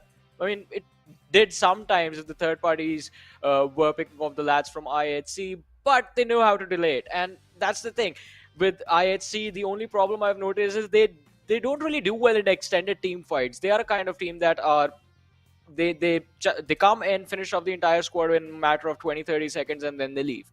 If it goes beyond a minute, then they get too over eager, and then the mistakes start coming in. So if you can extend the fight, if you can delay your own execution, do it for as long as possible, and you will have an opportunity. But ladies and gentlemen, 4th game of the day underway on the map of Erangel. Well, exactly. That's going to be the end of the podcast hour of me, Necro, and Johnny. Now it's time to move inside the game as the plain flat path of this Erangel map. This time the plain flat path is going to be starting all the way from Hospital all the way towards Nowhere of Night. I mean, Stalwart Esports, no trouble in their boots just yet. They're going to have a clean drop in the end at Nowhere of Night, but teams that will have a little struggle has to be Skylightz Gaming all the way up to Yasna Polyana. Maybe DEADEYES guys a little bit, they will have a bit of stretch, but still nothing to worry about. Let's see. As of now, they have nothing to worry about, but maybe in the later stage of the game, it's going to be quite interesting to see how, or in fact, where the circle is going to be and how it's going to move. IHC quite close to the players of WIZZES Club. T2K dropping out towards northern part of the map as well. Elementrix going for a very interesting split. But we all know they're going to head towards the Ferry Pier Primos position. TRZ quite close to them as well. A massive cluster towards the western side of the map. But towards the military island, we have the players of DEW and Stalwart Esports dropping out. Exactly. And VENOM Legends, of course, going all the way towards Milta Power. But, oh, military circle. I am so excited. Wanted to see this. And finally, a military base circle. I love it. I want to see this circle shift all the way down south, and I want to see all these teams go through hell. Yeah, now this is going to be a challenge. This game is the real deal. Let me tell you what. Yeah. For IHC, this is going to be a real challenge because IHC has dropped all the way up north in Georgiapol, and if I still remember, back in GC in the Global Championship, Navi used to drop in that spot exactly. And Navi, whenever the circle will shift all the way down south, they would always struggle to make a rotation inside the military island. Always. Yeah. So Georgiapol, if you're going to be starting things off in Georgiapol and you need to move all the way down south, you're always going to have so many teams eyeing out for you. And considering you will automatically be late at the rotation too, so you're not going to have a lot of knowledge of how teams are positioned. But here's the thing though, in the previous season that we keep talking about, IHC, they have played these late circles from the Georgia Pool containers area. They got better with time, and I believe since the momentum is in their control right now, they have a chance of getting a lot of points from this match as well. They're still going to be a massive threat. But the question is there, how do they deal with the squad from WIZZES Club? Now, that is something that I will be interested in. But apart from that, it looks like Skylightz Gaming quite close to the players of Seal. And in fact, it's Mafia Ninja who is quite close to Zeke from the side of Seal eSport. On the other side, an early fight between Elementrix and the players of Raw, who were trying to cross the bridge super early. But they are being dropped left, right, and center. 2 players finished off. Liquid is going to go down as well. Yekta securing that point for his team. Mr. Smokey and Enkus, all that remain for the side of Raw. Observers, wake up! Show us Raw! There was an entire brawl happening on the other side. But over here, the little stalemate. Mafia Ninja trapped inside this shack. Raw now only left with 2 players up and alive, Smokey and Enkus, with a big boulder on their shoulders. How are they going to carry it? That's a big burden. They will now need to try and carry the team towards the path of success. But, Johnny, tell me one successful moment in your life. One successful moment in my life? Yeah. That you still remember and you're really proud of. Oh, that has to be my first LAN, 2019 Fall Split. I mean, I miss the crowd, man. I miss you guys listening our voices right now. Oh, you miss like the LAN environment? Yeah. Oh, wow. Damn. But anyways, moving on towards the game as Raw officials with already down 2 men. Definitely things are going to be quite tough for them to move on over in the future. With that being said, this is the most amount of eliminations we've had so far in the first 5 minutes. 2 eliminations. Why did you bring that up? Gotta bring it up. I mean, it's once in a blue moon. I missed the matches yesterday. Yesterday we were seeing very intense action in the early stages. Oh yeah, it was quick games. Especially, I want to see some fly path, which is just completely directed towards one side, and then these teams are forced to fight against each other. That's when I love, you know, early aggression. But anyways, Johnny, I have a question. When are we gonna go to the gym? I don't know. Why are you waiting for me to go to the gym? Dude, why not? I'm already in shape. I don't have any friends, man. Well, you have me. You have lovely viewers who are watching us right now. No, exactly. I have you. That's why I'm asking you. Let's go to the gym together. I want to get some 6-packs. I don't. Dude, come on, man. Okay. You see, guys, these guys are pulling me back. If these guys wouldn't, I would be in shape until now. Wow. Yeah, that's the reason. That is the reason. I'm just kidding. I'm just kidding. Jokes aside, time to get our heads back in the game. Elementrix now, again, as I mentioned, they really are heavily relying on that luck factor in the game, on that RNG factor. When the circle favors them, that's the only time Elementrix does really good. And there needs to be a cure for this type of situation, because this just proves one thing. When the circle shifts away from them, they're just not able to breach inside the zone. Somewhere down the line, there needs to be some sort of work or some sort of homework being done on the rotation.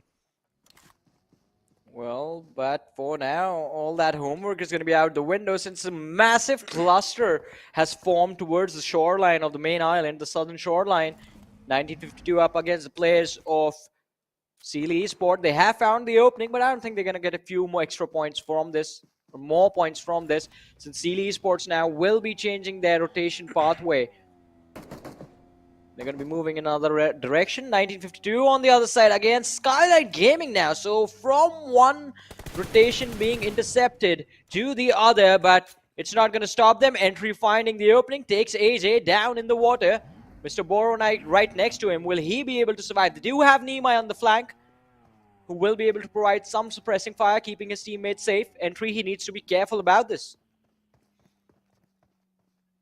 1952 on the edge lines. being the Guardian Angels, they're not going to let anyone breach in on this side. Skylightz Gaming, Nima's already found a footing on the ground, though, and he's spotted out as well. Now the information is going to be conveyed to the teammate, and RX Jax is not going to let him stay on this side for any longer. Skylightz Gaming, they've walked into a trap that was set by the players in 1952. It was a death trap, and now it has turned into a deadlock that Skylightz Gaming will need to set free. Well, it is just Nima who holds the fate of his teammates in his hands. If he can retaliate over there, take down a few individuals from the side of 1952, then Skylightz Gaming, they might be able to walk out of the situation alive. But 1952, they're gonna be upset now, Necro. DW took their points. They got those knocks. So You remember precious. that? You remember that meme where a guy's walking down the road and he finds a piece of candy and is like, "Oh, piece of candy. Ooh, piece of candy." That's exactly what happened. Lol.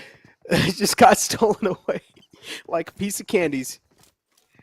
Unfortunately, though, yeah, 1952, I mean, they were already not having that good of a time inside the lobbies, but with that being said, they're having even worse now. But Seal! Oh, Seal is here to ruin them even more. 1952 entry out the game. You blink it and you miss it. That has to be the unluckiest play I have seen.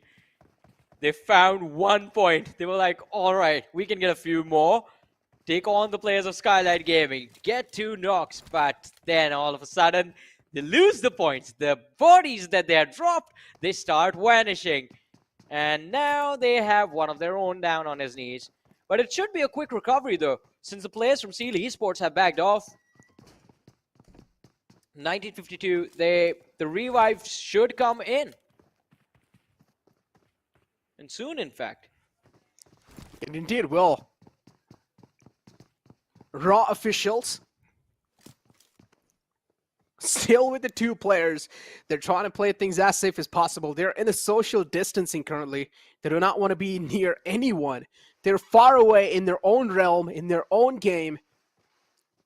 But soon they will be forced away from this too. They will need to move in close quarters with other team. Now, military base is the circle, and as long as you're in the military base, that's all that's going to matter. Let's see. There's a massive cluster of teams around the military base, around the C building, as in fact, especially towards the eastern part of the actual military base. I want to see where the players of Stalwart Esports are going to be, because usually their strategy in a situation like this is to take control of the observatory that's going to be there. Use the high ground advantage to get, that is exactly how they like to play it. Where Scry is, they get all the information from that position, move down south, and then they start clearing the entirety of the military base, starting from the southern wall that's there.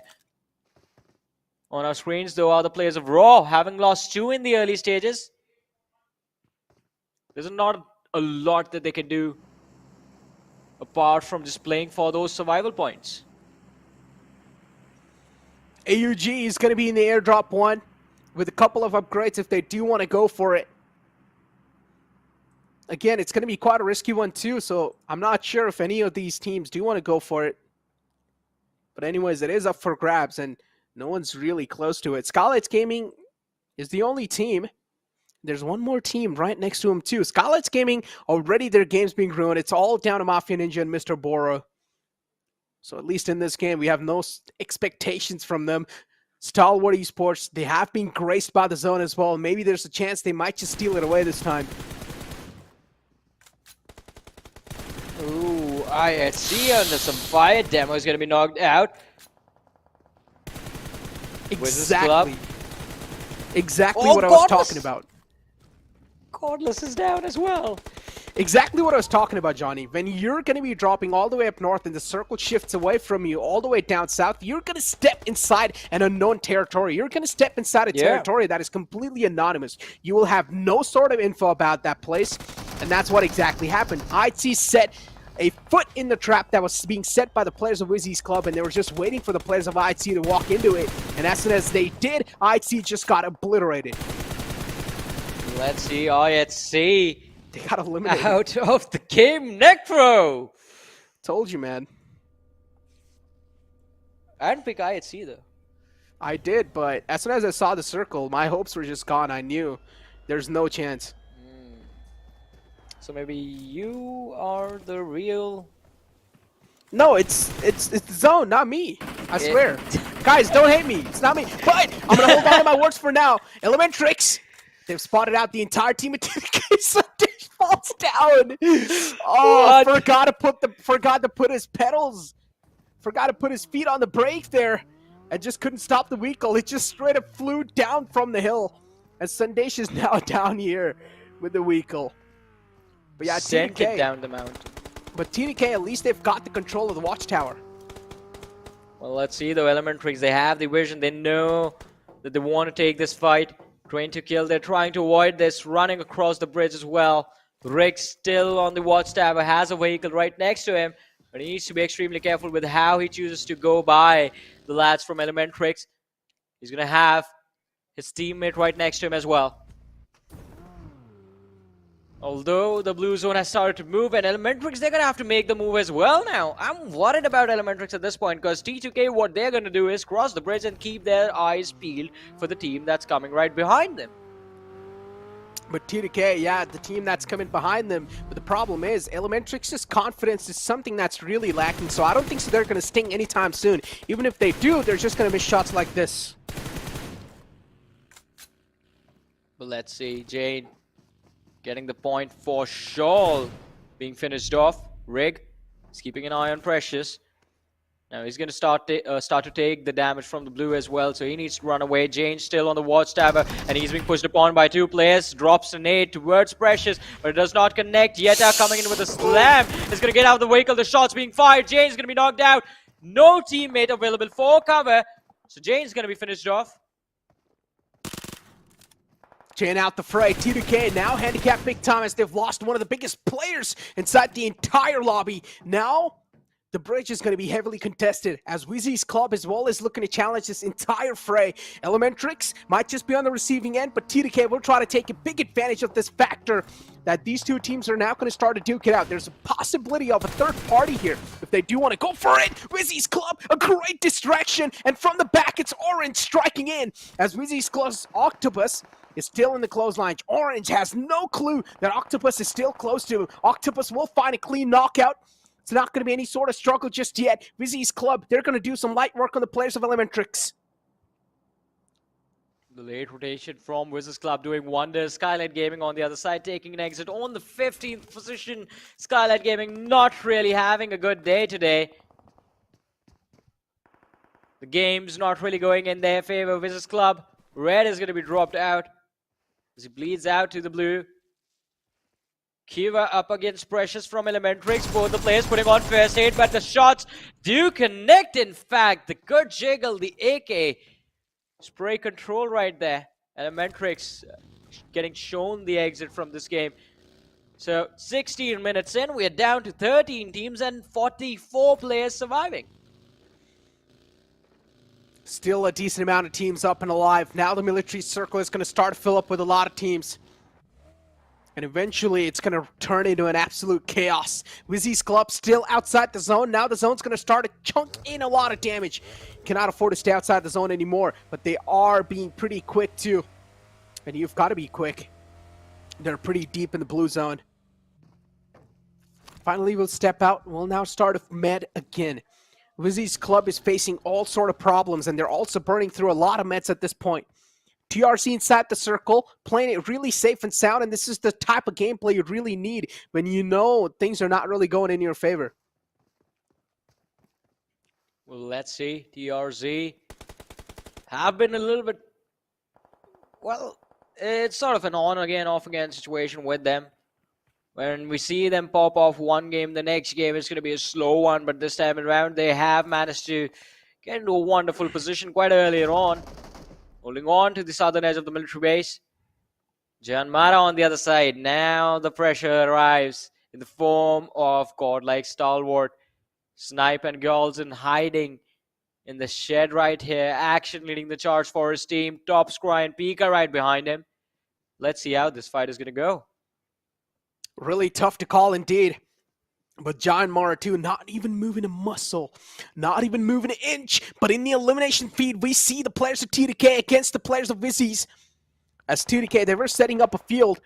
I mentioned this, TDK, they wanted to take an advantage of the fact that these two teams were still fighting outside the zone. And that's what TDK is exactly doing. They're waiting for the players of WIZZES to step inside the zone. And as soon as they do, they will be executed. Giant Mara though, it's a 2-2 split where the rest two players are under the territory of godlike stalwart. Well, let's see. As you said, they are under the territory of stalwart esport. Pika needs to be careful. Does see Susan from the side of VENOM Legends. Dax and TRZ still going at it. Mamba is going to be dropped by Assault and finished off instantly. DEW getting spoiled out by the players of WIZZES Club as they find the opening. Mad Cat is going to be dropped out from the side of TRZ. TRZ, not a lot of bodies left to keep on fighting. Just 2 players remaining. ATRAX finally. This is the only time I've seen the most amount of spotlight being given to this team. ATRAX, it seems like they have been absent throughout this entire competition. But they're also getting picked off one after the other. This time it's TRZ who wanted a little bit of piece of the pie. As one player's knocked out, Assault OP. Now it's a complete unsettlement in the side of ATRAX. And Dax, definitely in state of discomfort. They're quite unsettled too. Nades are being tossed in their direction. Another thing they need to worry about is WIZZES on the left side. And that's what they're exactly doing. Assault OP is barely surviving on sliver of health. He's just being rested back up on his feet. Spike, I'm not sure if this is a great move or not, but you're going to be exposed from a lot of direction. On top of the plane, does not care about a thing. The only target he cares about is TRC in the front lines, and he wants to eliminate him. The Bucky is distracting him pretty well. Atomic with a nice cover fire, but he will be instantly cut off as well. Well, let's see how far can they go. Assault and Paragon all left standing for the side of ATRAX. A Spike was dropped down to his knees in the blue zone damage. Will it be enough? Yes! Assault is going to be taken out as well. Should have just kept on running right there. Missed just the time it takes to put on a first aid kit.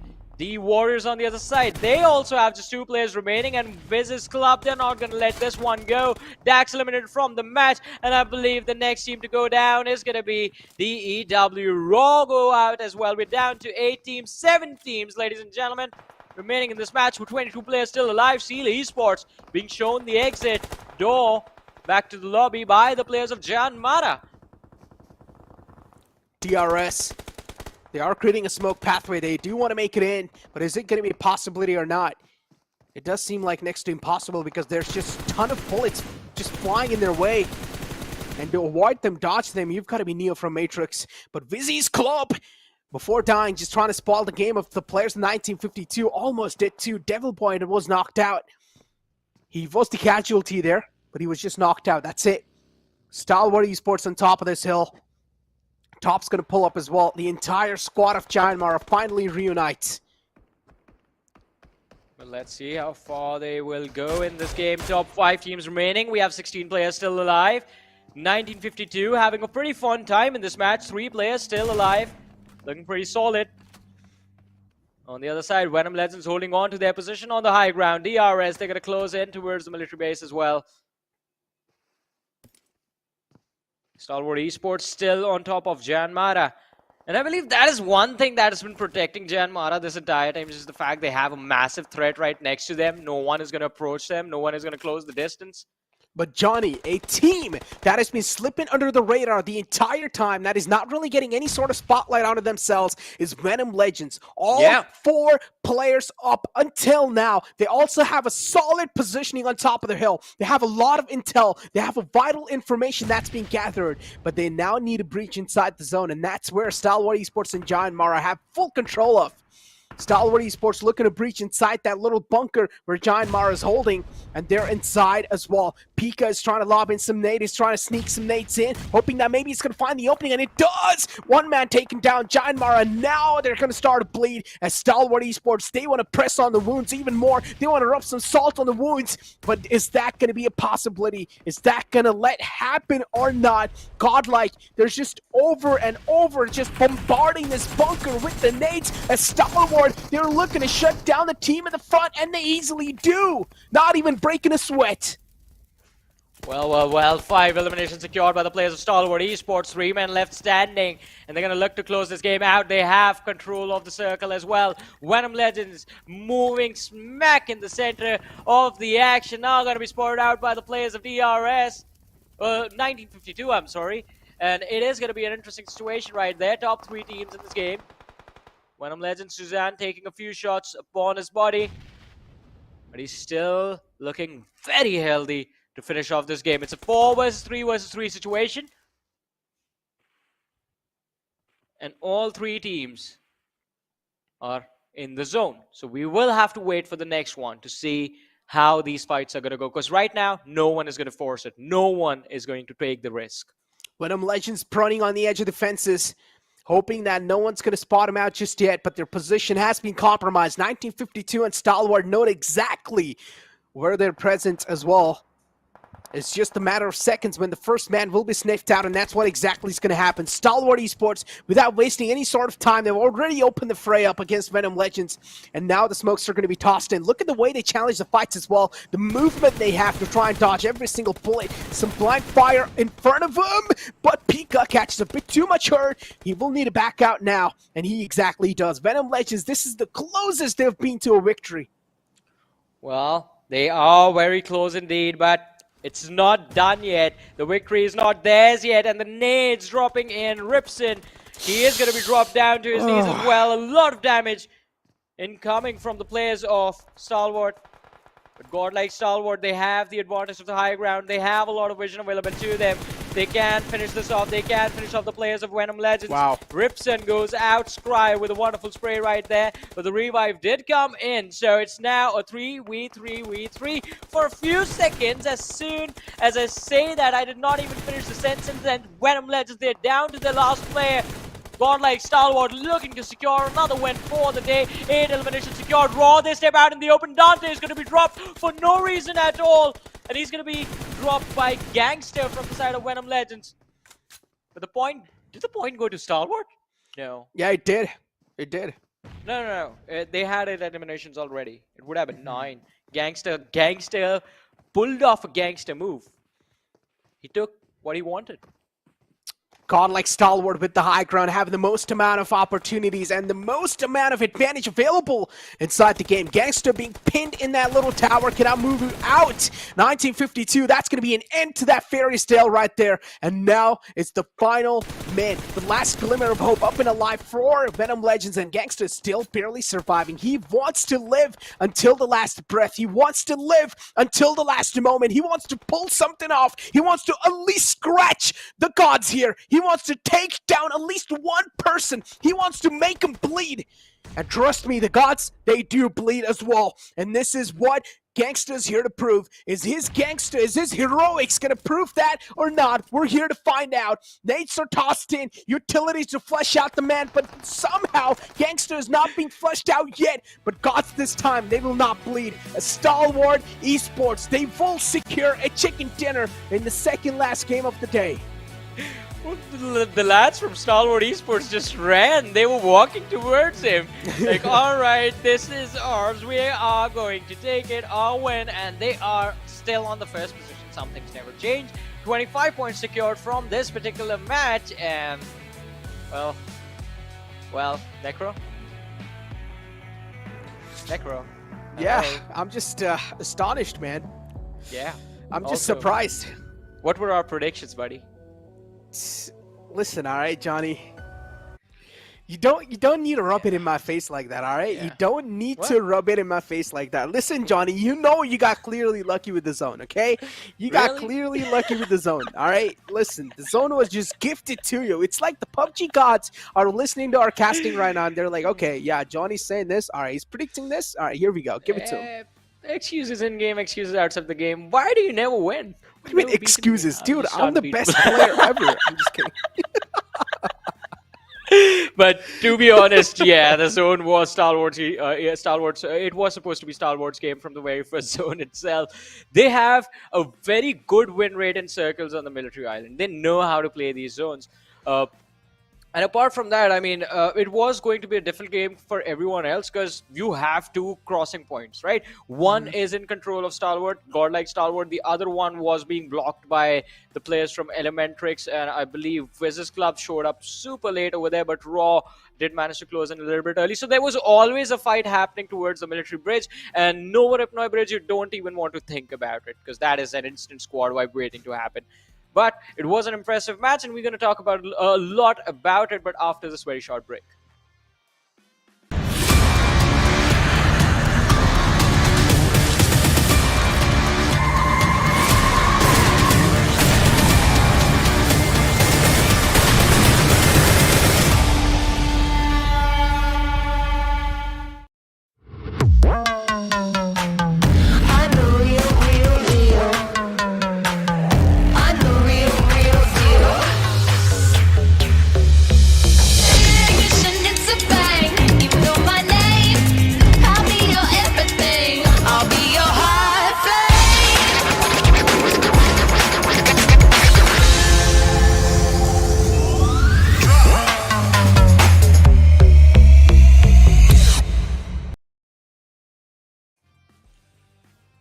Welcome back, ladies and gentlemen, to the PMPL South Asia Fall Split of 2022. This is Super Johnny, joined by Necro alongside with me, and Stalwart Esport. Well, Godlike Stalwart, in fact, as they are called now. No matter how much we praise them, it is going to be an understatement about them. 4 chicken dinners, Necro, out of the 8 matches that they've played. 50% Impressive. win rate. Impressive. In a game that is based around RNG. Yeah. I mean, that's all I'm going to say. Impressive. That's all I can actually say. It's just sheer skill and the fragging powers of this entire team and the way the team synergy, how they work around each other. It's just incredible. It's like they've cracked the code of how to play PUBG. They have figured it out. They know how to win, and it is very difficult to stop them unless, in fact, the game betrays them. Otherwise, in a situation like this, it's a guaranteed win, basically. But on the other side, we did see a lot of interesting plays being made. I have to give props to the players of TRZ. They showed phenomenal perseverance in this match as well, up until Dax came along, and they got sandwiched between the players of Dax and VENOM Legends and Stalwart as well in the distance. In fact, they were taking heavy fire from every single direction, but they had a good approach to this matchup. Elementrix, I'd like to see them be a part of that action towards the military bridge area. That was a good position for them to hold, but the only thing, had they moved into the main island a little bit earlier on, they could have had a good finish in this match as well. All I'm going to say to Stalwart Esports is perfection personified. Yeah. Nothing else. No, nothing else can be said this well. Everything else, if you try to praise them, will be an understatement about this team, because whatever they're doing is working so well. They're playing the game perfectly. The approach from their side has been perfect as well. It's not even like they're playing it safe and sound. They're playing it aggressive. They are going for the elimination points all the time, and they're coming out on top of that as well. But what has surprised me over here as well this time is that Pika has got the most amount of elimination. 5 elimination points and 5 knockouts for this man. He's stolen the highest elimination off that previous game. Then you have WIZZES Club coming in too. Octopus with the most amount of damage dealt. Scry as well with 5 elimination points. Well. It is an impressive run from the lads of Godlike Stalwart. WIZZES Club as well, an impressive run from their side. Octopus getting the highest damage number over here and also the highest healing done. But headed towards the last game of the day, I think it is going to be a huge sigh of relief from every single team that's going to be playing in that match, because Group A is going to be the group sitting it out. This was the last game for Godlike Stalwart. Now, after this, their standing, at least for today, is going to be solidified. And we have to see where they end up. It's probably going to be on the first position. Oh yeah, of course. It is going to be on the first position, but we talked about Stalwart Esports just setting a target for all the other teams that are trying to climb up on that first spot, and they've done it phenomenally too. Now, Stalwart Esports, they're going to be just running ahead. every single team is playing a marathon, but Stalwart Esports is in a sprint race, and they're looking unstoppable up till now. And if this just keeps on going, every single team in the lobby, they're going to have to struggle even more. And I'm mainly focusing on T2K here. Now they're sitting on the second spot, and Stalwart Esports is running away with the lead. Something needs to be done here from the side of T2K if they really do care about that first spot. Well, let's see what they are going to pull off, though, in the next few matches. VENOM Legends, 19 points from this game, 1952, 16 points versus Club 13. Miramar are there with 12.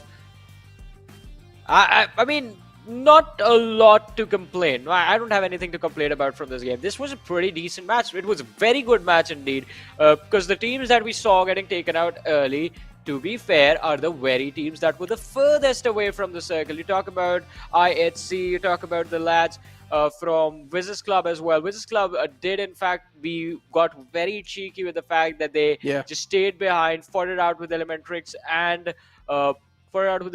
the other team that were there on the military bridge, T2K, I believe it was, and they arrived at the right nick of time, wherein both the teams they knew were bleeding out. Their individuals were taken out. They were under heavy pressure from the Blues and from each other as well. WIZZES Club came in, took both of them down, and then started to move forward. But other than that, every single other team, you talk about Skylightz Gaming, IHC, all the teams were the furthest away from the circle, and because of which we expected as well. You called it in the early stages of the game itself. You said it was going to be a very difficult game. We might see them getting taken out early, and that's what happened. Exactly. I mean, usually when it's the southern circle and when you're trying to enter inside the circle pretty late, either it's going to be next to impossible, or even if you do enter, it's always going to be some casualties being taken on your side. Now, Skylightz Gaming here tried to enter inside the zone way too early in the game, and that's why they got picked up by the players of WIZZES Club, who were just camping on the edge side of that entire base right there. So Skylightz Gaming getting picked off right in the water lines. They could not even defend themselves. They could not even fight back. It was pretty much some easy pickings for them. And then later on in the end, it was just godlike Stalwart playing a nice discipline and a controlled game, and also showing a nice controlled aggression from their side to win the entire game. And it's just godlike Stalwart doing godlike Stalwart things, and nothing much can be said. Yeah, just godlike Stalwart, as you said, doing godlike Stalwart thing.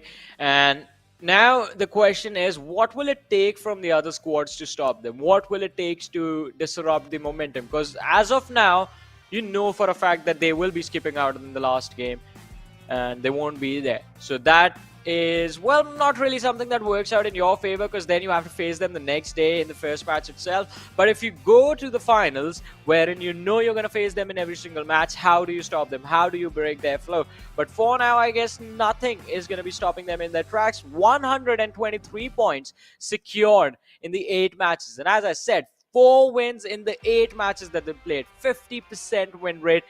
I don't think I've seen that before. Yeah, me neither. It's just some crazy stuff.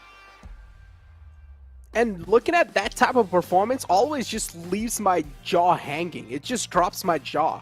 Because Stalwart Esports, oh boy, they're just proving every single team inside this competition unparalleled. Now, Unch said that T2K, they're in form. And if that's the best a team in form can do, then Stalwart Esports is miles ahead. Yeah, I mean, if the difference is going to be somewhere around 50 points, then you have to be extremely, extremely critical of every single move that you make in-game. Look at that, 2 wins yesterday, 2 wins today, and I guess now they are, well, in fact, they are done for the day as well. Yeah. Miramar, the last game, Group A, is the group that will be sitting out of this game, so it's going to be godlike Stalwart, WIZZES Club, Raw, and 1952 who will be sitting this game out. But DEADEYES Guys, High Voltage, Gremlin Storm, and A1 eSports are going to be returning. And again, ladies and gentlemen, as you guys saw on the schedule as well, in fact, are seeing on the schedule right now, the last game of the day will be played on the map of Miramar. Yeah, that last game will be played on Miramar. I love this change in the schedule as well, just to spice things up a bit more, bring in that variety too, and keep the players guessing in general. But yeah, now the last game is going to be played on Miramar, and as Johnny mentioned, Group A is going to be sitting it out. That means Stalwart Esports is not going to be playing in this one anymore. But what I'm really looking out for here is IHC again. Now, they had a really bad game in the previous one. Let's be honest, I'm going to be a little critical here. They had a bad game in the previous one, so the consistency now has dropped down miles. They were in the top 5, but I'm pretty sure in the overall rankings after that, they're not in the top 5 anymore. The position has instantly been compromised by some other team. To be back in the top 5, they need to end things on a great note. And once you do end things on a great note, you will also be able to start things on a great note tomorrow as well. Or day after tomorrow, my bad. So this is really needed. You need to have a good start in general. Yeah. Exactly. I mean, it is going to be quite important, as you mentioned, to carry the momentum forward to tomorrow. And if you do get the first game tomorrow, that means you are going to be starting on a high note. The rest of the day does feel a lot easier. Your mental confidence is going to be on a whole another level. And it is going to be quite interesting to see as to how the other teams make it work. We know IHC is very good at it. We know DRS, Skylightz Gaming, they know how to make it work. We know Godlike Stalwart, I mean, I don't even need to say it. You guys understand. They know how to continue the momentum from one match to other, from one day to the other. Even though they're not going to be playing the last game of the day, at least for their last game, they got a win, and they will be doing really well. Well, trying to start off on a high note tomorrow. But in this particular game, we have those extra teams that are going to be dropping in. Janmara, I want to see what they're going to be able to pull off in this particular match. But even in the previous Miramar that we had, we saw a wonderful run from two teams in particular that have been, well, we have been quite critical of, A1 eSport and 1952. I want to see if they can pull it off again. Well, 1952 is not really going to be there, so maybe A1 eSport. They've had a pretty decent day. I want to see if they can finish on a high note. Oh, that's a big gamble here, Johnny. That's a really big let's gamble go here. Going with A1 eSports, but I'm going to go with IHC. As I had a talk before, too, if IHC is able to end things on a great note, they will be able to start things on a great note in the other day as well. So IHC really does need this, especially to make the comeback happen, especially to bring back the hopes in the fans' eyes. So IHC needs this one in the back, so I'm going to go with IHC with my prediction. And let's see if they've got it in the back or not, because my prediction counter is just lacking, man. It's lacking. It's slacking. It's 3-1 right now. It's 1. Come on, I need to make it 2. Ooh, if I get this right. Wow. I'm going to be the kingmaker then. What do you mean the kingmaker? Hold on. I'm going to change my IG into the kingmaker. I predict you become the kings. Yeah, that's how it goes. It's okay, Johnny. Sometimes you do feel on top of the world. Yeah. And that's when all the sunlight is going to start to hurt your eyes, so got to protect your eyes. Okay, well, that's enough, Johnny, okay? All right, it's like you're rubbing the salt on my wounds over and over again all the times. I understand, all right? My predictions aren't really that great. Just give me, you know what? I'm also shaking away the jitters, okay? I'm still getting used to the lobby. I'm also getting used to the lobby. Just give me some more time. You know what I'm capable of. You know my skill cap. Come on. But yeah, with that being said, the final game of the day should be upcoming soon as well, and it's going to be ending things on Miramar. Now, a lot of hope and a lot of expectations from a decent amount of teams here. Even DEADEYES guys need to step things up. Even Skylightz Gaming themselves need to step things up. A lot of teams and a lot of expectations. We'll be able to find out as soon as the game starts. Yeah, but let's see. I mean, my prediction with A1 eSport is going to be... It is going to be quite tricky if that works out, because A1 eSports on Miramar especially have, well, the mid game is also extremely slow, and that is where things do tend to hurt. They hold on to those compounds, the curve positions for extremely long amounts of time, which results in their late game rotations being messed up by the other teams who start gatekeeping, especially on this particular map where you can see the enemy coming in from a long distance. But I guess, ladies and gentlemen, the game is about to begin, so we're going to be moving towards the action in a few short moments, and well, that moment is right now. Exactly, as the planned flight path this time is going to be starting all the way from the right side of the map, from Impala towards Valle del Mar. An interesting one indeed, completely just tilting all the way down south. That means teams do want to go towards Hacienda del Patrol, even San Martin, even Montenuevo or El Pozo. It's going to be quite a long stretch. They will need to drop in the halfway and try to gather some vehicles, and then that's the only way they will be able to make it to their designated drop spots. Especially for Skylightz Gaming, it's going to be next to impossible to make it towards La Cobraria, so I want to see what sort of a decision they make on the fly. Well, let's see what the decision making is going to look like. But in the meanwhile, Janmara dropping with the players of Skylightz Gaming. Even though they don't drop anywhere close to each other, it's going to be quite interesting to see how this time these two teams are going to play this one out. Gremlin Storm heading towards Impala, Porto Palacio under the control of Seal eSport. We do have once again two teams dropping towards Los Leones in the form of MABETEX and also the players away one. Exactly. Well, here we go. VENOM Legends, as always, just ejecting all the way in the end. TRZ going towards Valle Del Mar. The circle's going to be down south too. Los Leones is going to be the central point, and I would love to see an urban finish, a Los Leones finish, because that is something that always just excites me. Well, but let's see. I want to see now. This is an interesting circle right here, centered towards the La Benedita position.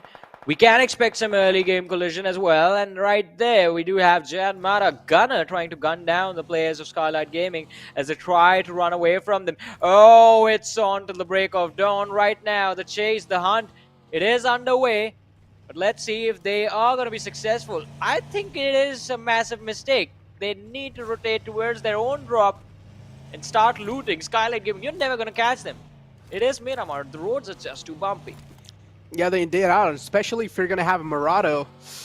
That is not the exact type of vehicle you want in these type of roads, so you might as well would just want to go back to your spot, loot up, and not really waste a lot of time in the early phase of the zone because it's quite precious. On the other hand, you also see IT already just scratching the enemies here and there. They've found a knockout. They've also found a complete confirmation. But a good news for the side of TDK is that Stalwart eSports is not playing in this one. So there's a chance to close in the gap a bit.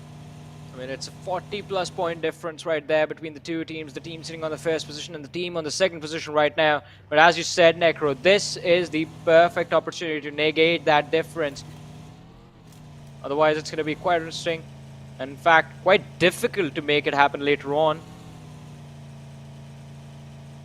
Janmara, all four players. There's one car just looking for a position where they can safely loot, get the gear that they want, then move further in the game.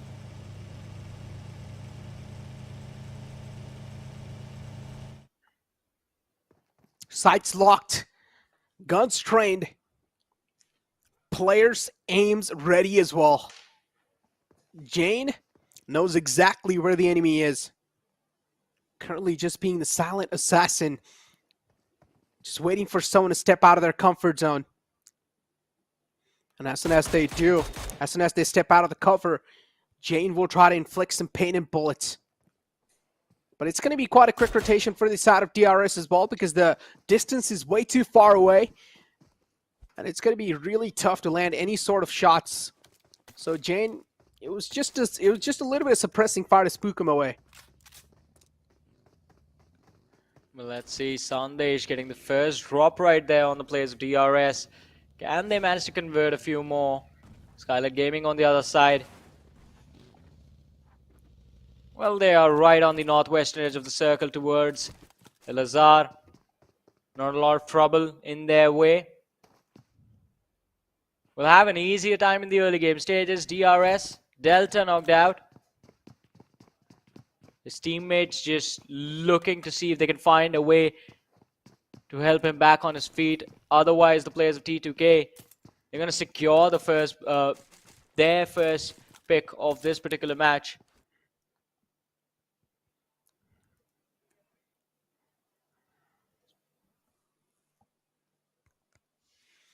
T2K, they've already knocked on the doors of DRS. One of the players also bleeding out. But DRS does not want to let Delta be a lost casualty here. Sandesh, on the other hand, though, he smells the blood and he wants to taste it. He wants to take down Delta. But on the other hand, DRS, all they're waiting for is Sandesh to just peek out even a bit. A little opportunity to shut him down. But is Sandesh going to let that happen? No, it's going to be the answer. Instead, decides to take an exit. Premature option from the side of Sandesh. Does not want to engage in the fight anymore. Neither wants to be a greedy goblin. Well, let's see. Delta finish off. DRS in a world of hurt right now. Just 3 players remaining. Massive disadvantage within the first 5 minutes being handed to you. It's not something that you want for you or your teammates, but let's see how they are going to deal with this one. And they know that T2K are going to be waiting for them in the distance as well. Killer YT getting the loot in, while Rules and Gyante are also going to spread out. Massive cluster of teams in the center of map towards Laba and Adita. Gremlin Storm closing in on that position along with the players of A1 eSport and MABETEX fighting it out as they are exiting the city of Los Leones. Apex taking a few shots towards the lads of A1. Does not manage to connect though. MABETEX straight up blocking their sights on top of the hill. A1 eSports too, I mean, they realize they currently have a king spot. They don't want to let it go. But MABETEX on the other hand, oh boy, talk about a prime performance missing. MABETEX is really missing out on the performance that we've been witnessing throughout these years. But hopefully, they're able to make it in top 12, and that's all that matters. Top 12 is the goal here. As long as you're in top 12, you'll be able to get to play the bonus game, and you'll also have a nice booster in the grand finals to play with. Leo just revealed himself twice. So Nesta looking in the wrong direction. They do see the buggies in the distance, but it's a little bit outside their range. They won't be able to connect those shots. Apex is the man who's closest to them, but it is not going to be an easy job to finish off the players, the lads from the side of MABETEX eSports. And MABETEX also realize this. If they get delayed because of this fight, if they do not find a better position inside of the circle, because you know in a short while Seal eSports are going to be coming in from the rear, then you're going to be in trouble in a few short moments. So you have to start moving in towards the center, find a safe haven, find some cover, and just try and protect yourselves till basically the end. Again, ladies and gentlemen, your prediction, it is DE. We have 38% of our viewers supporting the lads from DEADEYES, guys. Elementrix having a pretty decent spot over here for themselves. Johnny, you know, I still remember that one comment someone made in the chat in the previous PMPL, and it was about IHC. If I'm not wrong, it went something like this. It's hot, deserty lands of Miramar and icy melts. Because because IHC was not doing even good in the previous PMPL, or not doing that great. And that just cracks me up. I mean, to be fair, that wasn't the season that IHC were hoping for. It was not their performance. There was a switch in play style from there, and instead of being the hyper-aggressive IHC that we were used to seeing, that one particular season, they risk everything just looking at the bigger picture, just improving themselves. And it seems like it's worked out, because over here, 7 games down, they make the jump to the top 4, and now, again, they are making the push. Oh, I love this, the AMR in action. Ooh. Let's go! This is the most powerful gun inside the game. Who's gonna take it? Who's gonna take it with a suppressor available and also the upgrade? Who is gonna go for it? I don't think so there's a chance anyone's actually gonna go for it. We do see a team cruising by in the minimap though. Maybe they do want a taste of that, and yes, they do. Seal, go for it, please. And they will. Oh, Zake is going to get his hands on that AMR, but no, it's a race. Who's going to get to it first? And who got it? Who got it first? It's Zake. Yep, Zake has the AMR in his hands. I want to see this gun in action, but did he take it? No, I don't think so. He took it. I believe someone has taken it. I don't think so. None of them took it. Well, we'll find out. If they didn't take it, someone else should. It is Miramar. It is Miramar, and that is the most powerful sniper in game. It is. The most powerful weapon in the game. Considering it gives you the ability to penetrate as well, so that's incredible. Yeah. It can blow away vehicles in like just 2 bullets. That's... Remember how excited we were when we fired the first shot with the AWM and it connected, and we saw the man in our crosshairs drop down. Well, the AMR makes the ARM look like, well, a weaker weapon, basically. Yeah. But MABETEX just unloading a lot of mags and putting in a lot of hurt and pressure in the front lines. It's Baron. Was able to at least suppress him for a while. It's Gremlin Storm in the front lines. Now they do not want to step out of the compound anymore. Baron has just done an incredible job keeping them under their toes, keeping them under their knees. And I'm pretty sure they don't want to even just step out of that building even once. Mini, though, in the hand. And Wally wants to inflict some pain and hurt. He's waiting for someone to just peek out of those windows. But no one is. Gremlin Storm as well is playing it so safe. Let's see. I feel like MABETEX, they need to realize they have a bunch of stalkers right behind them in the form of the last from 1952, but the shot connecting on the opposition. Still not finding the knock as Knight just went inside the cover, ducked as soon as the first one hit. Now MABETEX still repositioning the players, jumping in and out of those buildings. A1 eSports just holding the high ground and finally decide to back off. You see them in the distance. Not a lot of action in this game so far. 12 minutes in, still 16 teams, 62 players alive. And you were just mentioning the AWM. And it's going to be on the board too. AWM here too in the second airdrop. These are the best airdrops that I've seen so far. The first two airdrops are AWM and AMR. Who wants to go for it?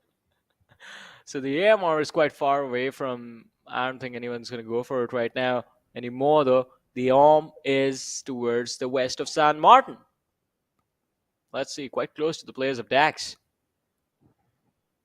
Yeah, I don't think so. At this level, players aren't really that attracted by the airdrops. Look at the elimination leaders though. It's all stalwart. It's all godlike stalwart. Has to be. Has to be. Who else is going to steal the cake then? I mean, T2K is there, but the amount of lead that's already being created, the target, the bars have already been set high by the players of Stalwart. It's just crazy. And in the overall rankings too, look at this, Johnny. In the top 3 is 1952. Did you ever see that coming? Not really. I mean, they have been quite incredible though, so far. Oh yeah. I mean, they have been very consistent. Again, it's about being confident. 1952 yesterday, I mean, the early clashes against A1, it wasn't like it was just not, it was backfiring upon A1 only. 1952 lost a few key players because of this fight. And today, because they have avoided them the entire time, they have had the opportunity to secure the games. They have been very consistent today. So being in the top 3 is an incredible position. And now it's just a question of how far can they go. Can they chase down or hunt down T2K? Can they take on the likes of Stalwart? But of course, that is when they return tomorrow. We'll only be able to find that out in the future days. In the next episode of Dragon Ball Z. I can't really do that voice. Before now, let's not talk about Dragon Ball Z because these players are indeed turning Super Saiyan mode with the guns in their hands. But PUBG, I've also heard that PUBG is doing a collaboration with Dragon Ball Z too, so it's kind of cool. Yeah. It's kind of cool. Imagine someone just turning into Super Saiyan mode and just getting 4 eliminations at the same time and just clutching it out. That would be so cool. That would be sick. It's going to be awesome. Yeah, but on the elimination feed now, it's TRZ as well, getting engaged in some duels here and there. MABETEX eSports, they have a lot of info to grasp on. Indeed, and intel that is quite vital. But how are they going to grasp all that vital intel, and how are they going to try to put it up to use? Because creating a strategy around that definitely has to be tough. Deadeye's Warriors realize there's another team in the back lines. MABETEX eSports as well needs to be pretty quick here because they're barely on the edge of the zone. If the next circle shifts away from them, this is not a position you want to be in. Well, let's see. I mean, as you said, it's not a position where you want to be in. Gremlin Storm memo is going to be dropped by Wally. DEW, the moment Gremlin Storm is out of the picture. Deadeye's Warriors, they're going to start moving in towards the players of MABETEX. That's the only thing that's stopping them right now. The fact that they will get sandwiched if they step out. T2K rig spotted out by Apex. So another team joining the party, but Baron is going to be dropped by Jane. So it's quite a nice heavy trade coming in from the players of T2K. Leo is going to be taken out to his knees as well. Apex and Wally, all that's left from the side of MABETEX. T2K still on top of the hill. MABETEX in the front lines. They're already hurt. T2K, though, they're still looking at just peep on either side there. DEADEYES Warriors, one player knocked out there as well. So many fights happening at the same time. It's hard to cover all of them. But Gremlin Storm now up against the players of DEADEYES Warriors. A little bit too close for comfort. And East is going to take care of that player. He's going to send him West. Dictator out the fray. As now Fear might just be the second one to follow it up. But Fear has fear of all in the world. And he does not want to face East right now. DEADEYES Warriors successfully able to shook away the players of Gremlin Storm. Let's see. A lot of pressure on all these four teams that are trying to play from the edge. The zone has moved very far away from them. 600 meters of absolute misery that they have to travel through this desert because they know what waits for them on the edge. Janmara, Snipe YT finishing off Fear from the side of Gremlin Storm as they become the first team to be eliminated from this match.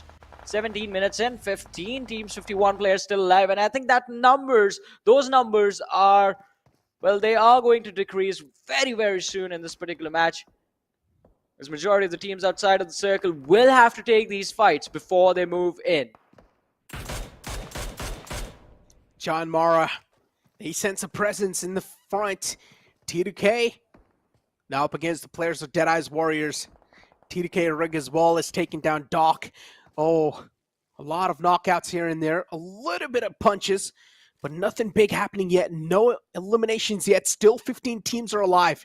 It's just some little poke and go damage, just trying to burn through some enemy meds. And T2K, Legend will be back up on his feet. That means T2K now will be a three-man squad yet again. Skylightz Gaming, finally they have all the four players up, and there's a chance they might just seal the chicken dinner. Oh, Gal's on one single bullet, and that's going to be it. Oh, this is an old rivalry.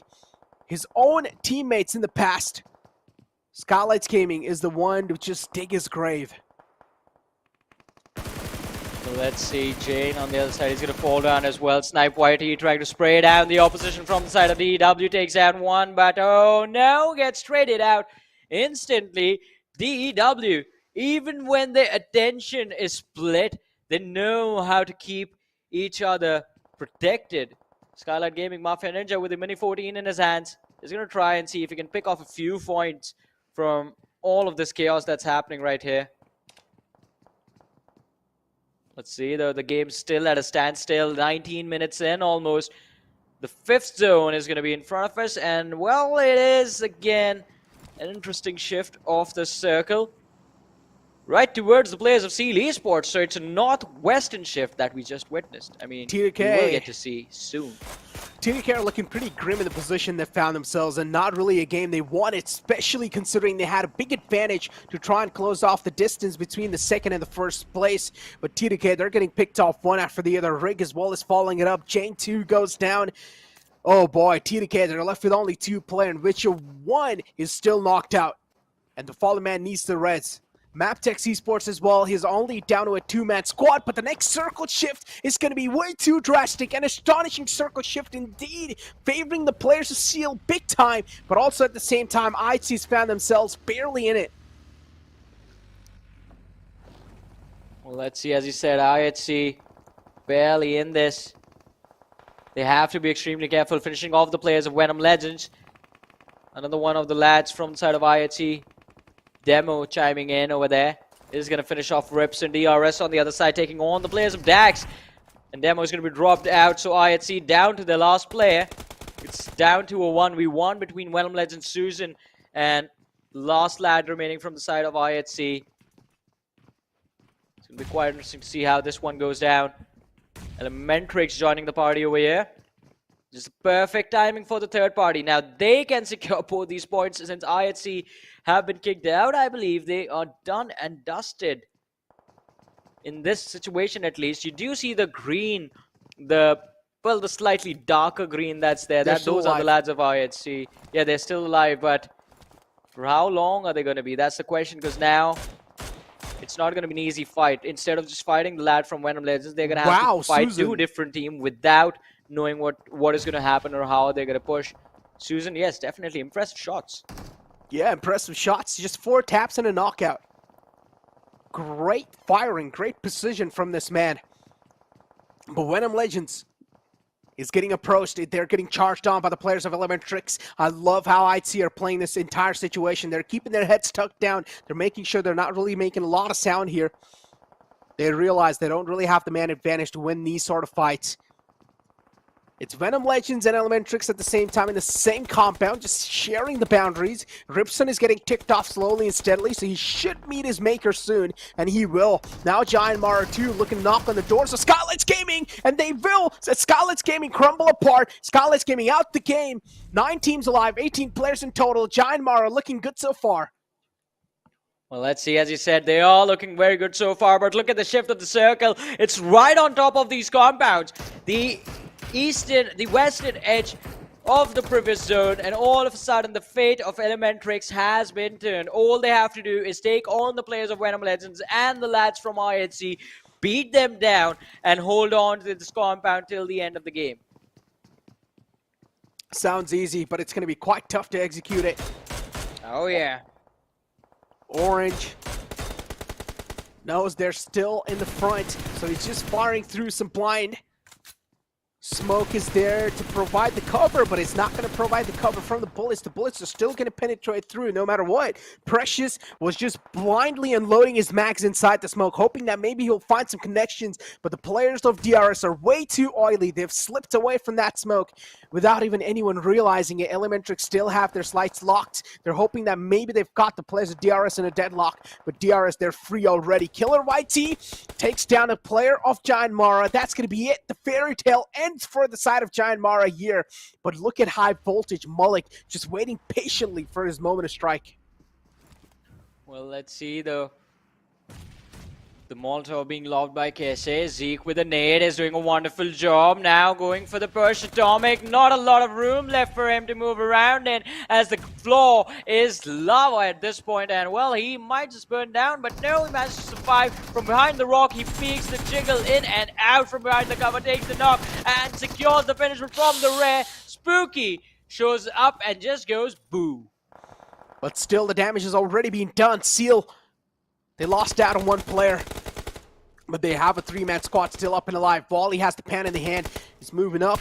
Slowly and steadily, you will spot at the player from DRS. Nice! Strikes in like a snake, and we'll shut them both down. Wally just doing some light work. This is what you call heroics of a player. A big brain play coming in from the side of Wally. Just shuts down 2 players easily, not even breaking a sweat while doing so. Cool, calm, collected. And MABETEX, they're somewhere down line now, finally starting to get a little bit of footing inside the game. Elementrix are the only team with the 3-man up and alive. Seal 2, they have 2 players up. Even IHC, they have 2 players up here. High Voltage, still Mullik can be a really surprising factor. The next circle is going to decide every single team's fate here. If it shifts on top of any team, there's a chance that that team will probably seal it. Well, let's see, as you said, it's going to be quite easy for them to seal the victory. Elementrix, 3 players remaining, the man advantages. There's Seal eSports on the other side. It's trying to make this happen, trying to make the push happen. All of a sudden, the zone is in the middle of nowhere. And it's going to be quite difficult to make the climb, make the fight. The zone has played some evil games. Yeah. Also, I like what Susan is doing. He's been the last player surviving for the side of VENOM Legends for so long. He's just hiding on the rooftop. He's doing nothing. I don't think Elementrix know he's there. Elementrix definitely do, or at least they're aware of the factor that there is someone on top. But they don't know how many players are on top. Elementrix, you can clearly do see the hesitancy as well of just moving out. Susan is trying to keep his identity anonymous, but now he will finally need to reveal it. From the back, it's IHC too, so you cannot ignore that. That's a big danger. but IT as well needs to make it inside the circle. Big advantage for the side of Elementrix is the fact that they have a big man number available. IT, now they will need a bridge through the defense of Elementrix, and B-Shawl is trying to defend it, but the nade from Godless will deny everything. Susan going for a med strat, but Godlick unfortunately will be strike down as IC is all by himself to just defend the fort. And IC will go back inside the zone because he has no other option. That's the only cover available. Susan will finally put the final nail in the coffin as Venom Legend themselves will be eliminated. Orange from Elementrix and even Precious is alive. Elementrix with 2 players and other team with their solos. This is indeed looking a possibility that Elementrix might just seal it away. Well, as we said about Stalwart, their habit is of getting 2 chicken dinners a day. Elementrix, they're going to settle for 1, and this one is going to be a good one as well, because the entire day has been dominated by the teams from Mongolia. Elementrix, the team representing the region from Nepal, getting the win. Precious is going to nade down Wally. That means Zeke is going to be the last. Casey is going to be the last man surviving, but it comes down to a 1v1 between these 2 lads. Precious, he's trying to move forward in the buggy. He's going to be spoiled out. None of the shots connect. Oh, down to 50 HP. Casey is switching the weapon to the UMP. Will this be enough to walk away with the win? Now has the nade being cooked, and if it lands too close to Precious, then he's going to be done and dusted. Wow! That's it! Seal! That's it! Seal eSports! Another win! 5 wins for the Mongolians. The entire day being dominated by 1 region. Impressive! Impressive! Today was the Mongolian region's day, and they have been looking unstoppable. We thought Elementrix might just take it, but that was not the case. It was Seal just stealing it away in the end. And oh boy. I mean, we were close to the end of the game, and we didn't see it coming. I didn't see Seal winning this. That was out of nowhere, especially when it came down to the 2v1v1. I thought it was going to be the utility users from the side of Elementrix that could have definitely done the trick, but the 2 players not really sticking together with each other, and, well, a very good punish coming in from Seal eSports. Kudos to these lads. Oh yeah, definitely. They deserve a round of applause without a doubt. Ladies and gentlemen, even in the chat, type some hearts. Put some hearts in for the performance that we witnessed today. And just show some love. Even if your team hasn't really done great, it's okay. Always hope. There's a lot much more days to come in the future lines too. And there's a lot much more opportunities. And keep this in mind, there's still that bonus game available that'll give them a big booster inside the grand finals. Yeah. Top 12 is what that matters. With that being said, we'll be right back after a short break.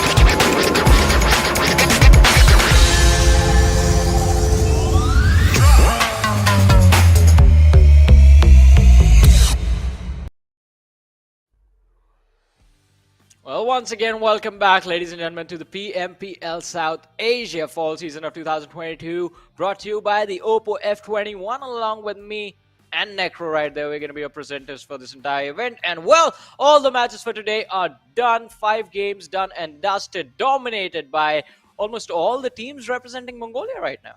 Oh, yeah, pretty much. Wow. Yeah. Every single team have got their chance of variety, but Stalwart eSports is just a whole nother beast, so they deserve to. It's like the big giant needs the most amount of meals, so they've got the most amount of chicken dinner. Yeah, I'm wondering, do we have a team from Mongolia that hasn't won a game till now? I'm gonna have a look. I don't think so. I think so. It's just every single team that is in all here. of them have Yeah, won. Seal, they've got a chicken dinner. MABETEX. Oh, MABETEX, yeah. yet they're missing one. MABETEX is the only team, but this was a solid game from the side of MABETEX because Wally was able to secure 6 elimination points with 753 damage dealt and 4 knockouts and the survival time of 25-16. MABETEX eSports, finally they're showing a little glimmers of hope.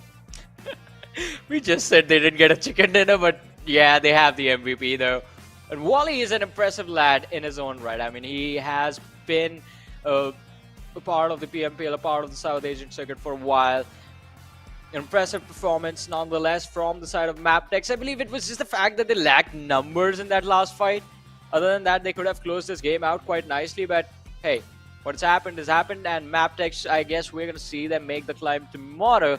Hopefully they get a little bit quick on the trigger, because before this particular game, they were sitting on the 15th position with just 42 points. This game is definitely going to help them out quite a lot, but let's see how far they can go tomorrow. Not tomorrow, the day after though. All we can do is just hope and speculate right now, because again, it's just the 2 days of the PMPL yet, ladies and gentlemen. It hasn't even been a week completely, and we're already seeing such high stakes, such high bars being raised from teams like TDK and even Stalwart Esports. But as I mentioned, TDK, they had a chance to overall just overcome the lead that the players of Stalwart Esports has thrown on the table, but unfortunately TDK just messed it up. Well, let's see. D2K, it is going to be quite interesting to see as to what they do tomorrow, though, because now the difference that was there between them and Stalwart Esports, it is still going to be there tomorrow. And that's going to be an additional pressure on Train to Kill to just take the first position away. But looking at the match summary right now, Atomic from TRZ, highest damage dished out, 769. Highest assist going to Gyante from the side of DRS. We saw that in the match summary, in the player stats before this as well. But moving forward to the match ranking, 21 points to Seal Esports, 17 to Elementrix. Elementrix, I don't know what to say. I mean, we don't really see them pop off. But when we do, it is always going to be an interesting position. And this game was supposed to be there. So even though they got 17 points, even though it is a good game from there, and I'm still upset, I wanted them to win. Oh, me too. But it's okay, you know? Maybe they're just saving it for another day. But Seal Esports, they've finally made their mark, Johnny. They've finally secured a chicken dinner. And this is the Seal that we wanted to see. Seal, they are on a verge of making a comeback. But the top 5, or at least the top 2, already has gone, or at least secured a big lead. In order to crumble, or at least in order to make sure that Stalwart Esports are falling down, you will have to go demon time. Well, let's see who will be able to, or in fact, which teams will be able to unleash the demons that they have. For now, though, I mean, I'm just waiting for the overall rankings. I want to see what is going to happen over there. Because today was very chaotic. We didn't see a single team maintain their position. Not a single one. Train to Kill went down to the 2nd. There is potentially, I believe they can be dropped down to the 3rd as well. Because the difference, already, no. I mean, not just that. Not just that. Speak about Skylightz Gaming themselves. Today, they just been deactivated. They were nowhere in the competition to be seen. Skylightz Gaming were just not present today. And for some reason, yesterday they had a good performance, and today was a big drop-off in there. So something needs to be done here, even from their side. So the upcoming days are going to be really crucial, especially if you want to make your mark in week 1 on that top 12. Well, I mean, Skylightz Gaming, I don't know what to say.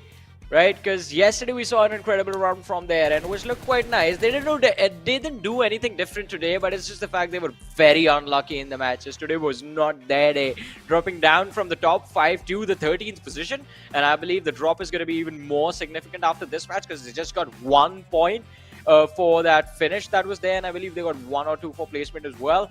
We'll see when we have the overall rankings in front of us, but DRS now, that is what you call taking things to a whole another level. 10 finishes secured with 1525 damage dished out.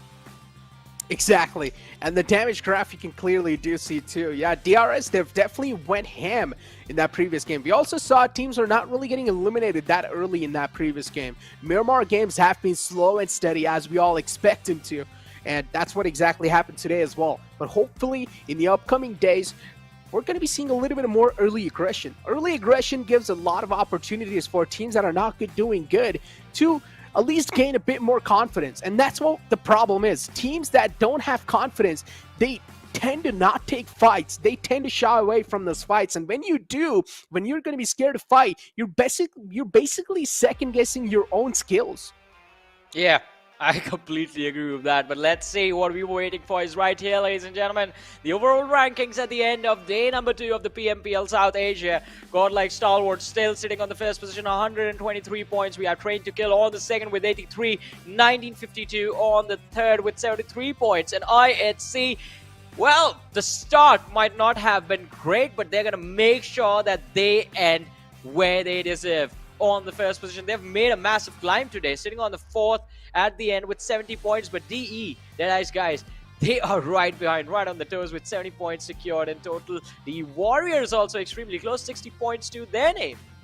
Exactly, D Warriors too. They got a chicken dinner on their name today, so that's a great opening, or that's the great way to close things out for at least today. Now that's also going to boost their confidence up way too much. But on the other hand, on the latter half of the board, some big names right here. High Voltage, MABETEX eSports, Giant Mara, Skylightz Gaming, all the way to 15th spot. Johnny. 10 positions. Just before 2 games, they were like on 10th spot. And now they're all the way down to 15th place. That means today was indeed the day of comebacks. Yeah. And well, I mean, oh, how the tables have turned. It is going to be quite interesting to see as to what Skylightz Gaming are going to be up to tomorrow, though, because now they're going to be under extreme pressure. Well, a little bit, in fact. But on the other side, it's going to be very, very interesting to see how, in fact, they do improve things. A1 eSports, I believe, from being very far away from the competition, now they are quite close to being a part of it. They need to make sure that they get at least 2 good matches in the first few games tomorrow. They make it to the top 15, and then things will be a little bit easier. But Godlike Stalwart, I mean, look at those numbers, 16, 13, 14, 10 eliminations on Pika, but even he has 2,000 plus damage. This just makes me keep my hand on my forehead and be like, what am I witnessing here? I mean, 10 elimination points from Pika himself. Being the IGL, he's still able to put up these sort of impressive numbers. Then you have Top coming in with 14 eliminations. Then you have Action with just outstanding performance, 16 elimination. I mean, call them the Giants, call them whatever you want. It'll be an understatement. They're definitely the gods of the entire PMPL South Asia lobby here. And to defeat them, you will have to be even better. And I don't know how is that even possible, but yeah, you will have to be even better. And you're gonna have to do what the other teams do during the runs of the PMGC, because that's when they the lads from Godlike Stalwart face the challenge. But it is gonna be quite interesting to see. At least now, Necro, we get to witness in real time if anyone has what it takes, and in fact, what will it take to bring down the gods. Godlike Stalwart. But keep this in mind too, Johnny. I mean, IHC is already breached in the top 4, and this is crazy. There's a chance that in the upcoming days or after another day, IHC will probably be in the top 2 as well, because we've seen a big drop-off in TDK's performance. I mean, it can be. It can be. I mean, they can topple over T2K quite easily, but to take on Godlike Stalwart, I think that is definitely going to be a challenge even for the lads of IHC, because today's run for IHC, starting off with them finishing 14th with 3 eliminations in the first game, then they sat out game number 2, game number 3, they got a chicken dinner with 16 eliminations, and that was the game that got them a decent number of placement points, put them in the top 5, and allowed them to be in a position from where they can make the climb. Other than that, the previous game, the match before this, even IHC was struggling. They finished 14th with no eliminations. So they just had one very amazing game today.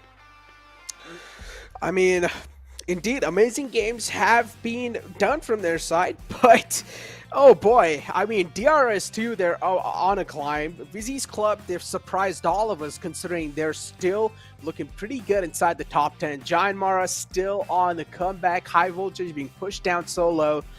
We've seen a lot of drop-offs, we've seen a lot of improvements, but the drop-offs have been quite upsetting too. I mean, a big performance drop-off from the side of Skylightz Gaming. Yesterday we saw them playing really good, and that is something that has astonished me even a lot.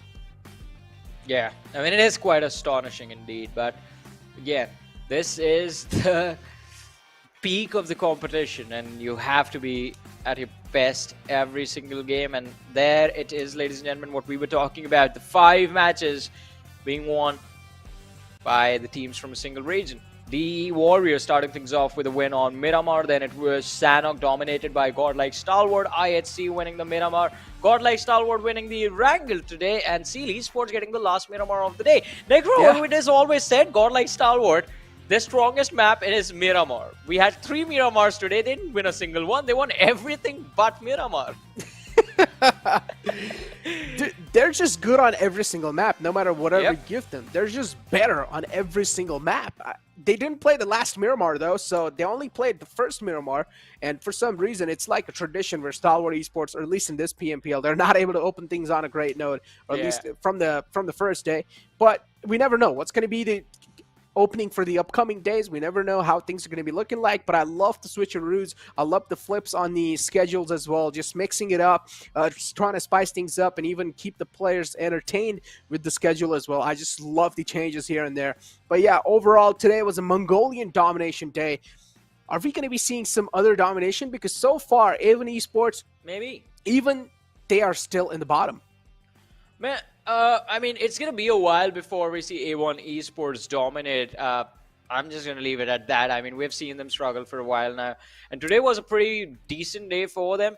Though they managed to have a few good games, leave the last position, move up to the second last spot right there.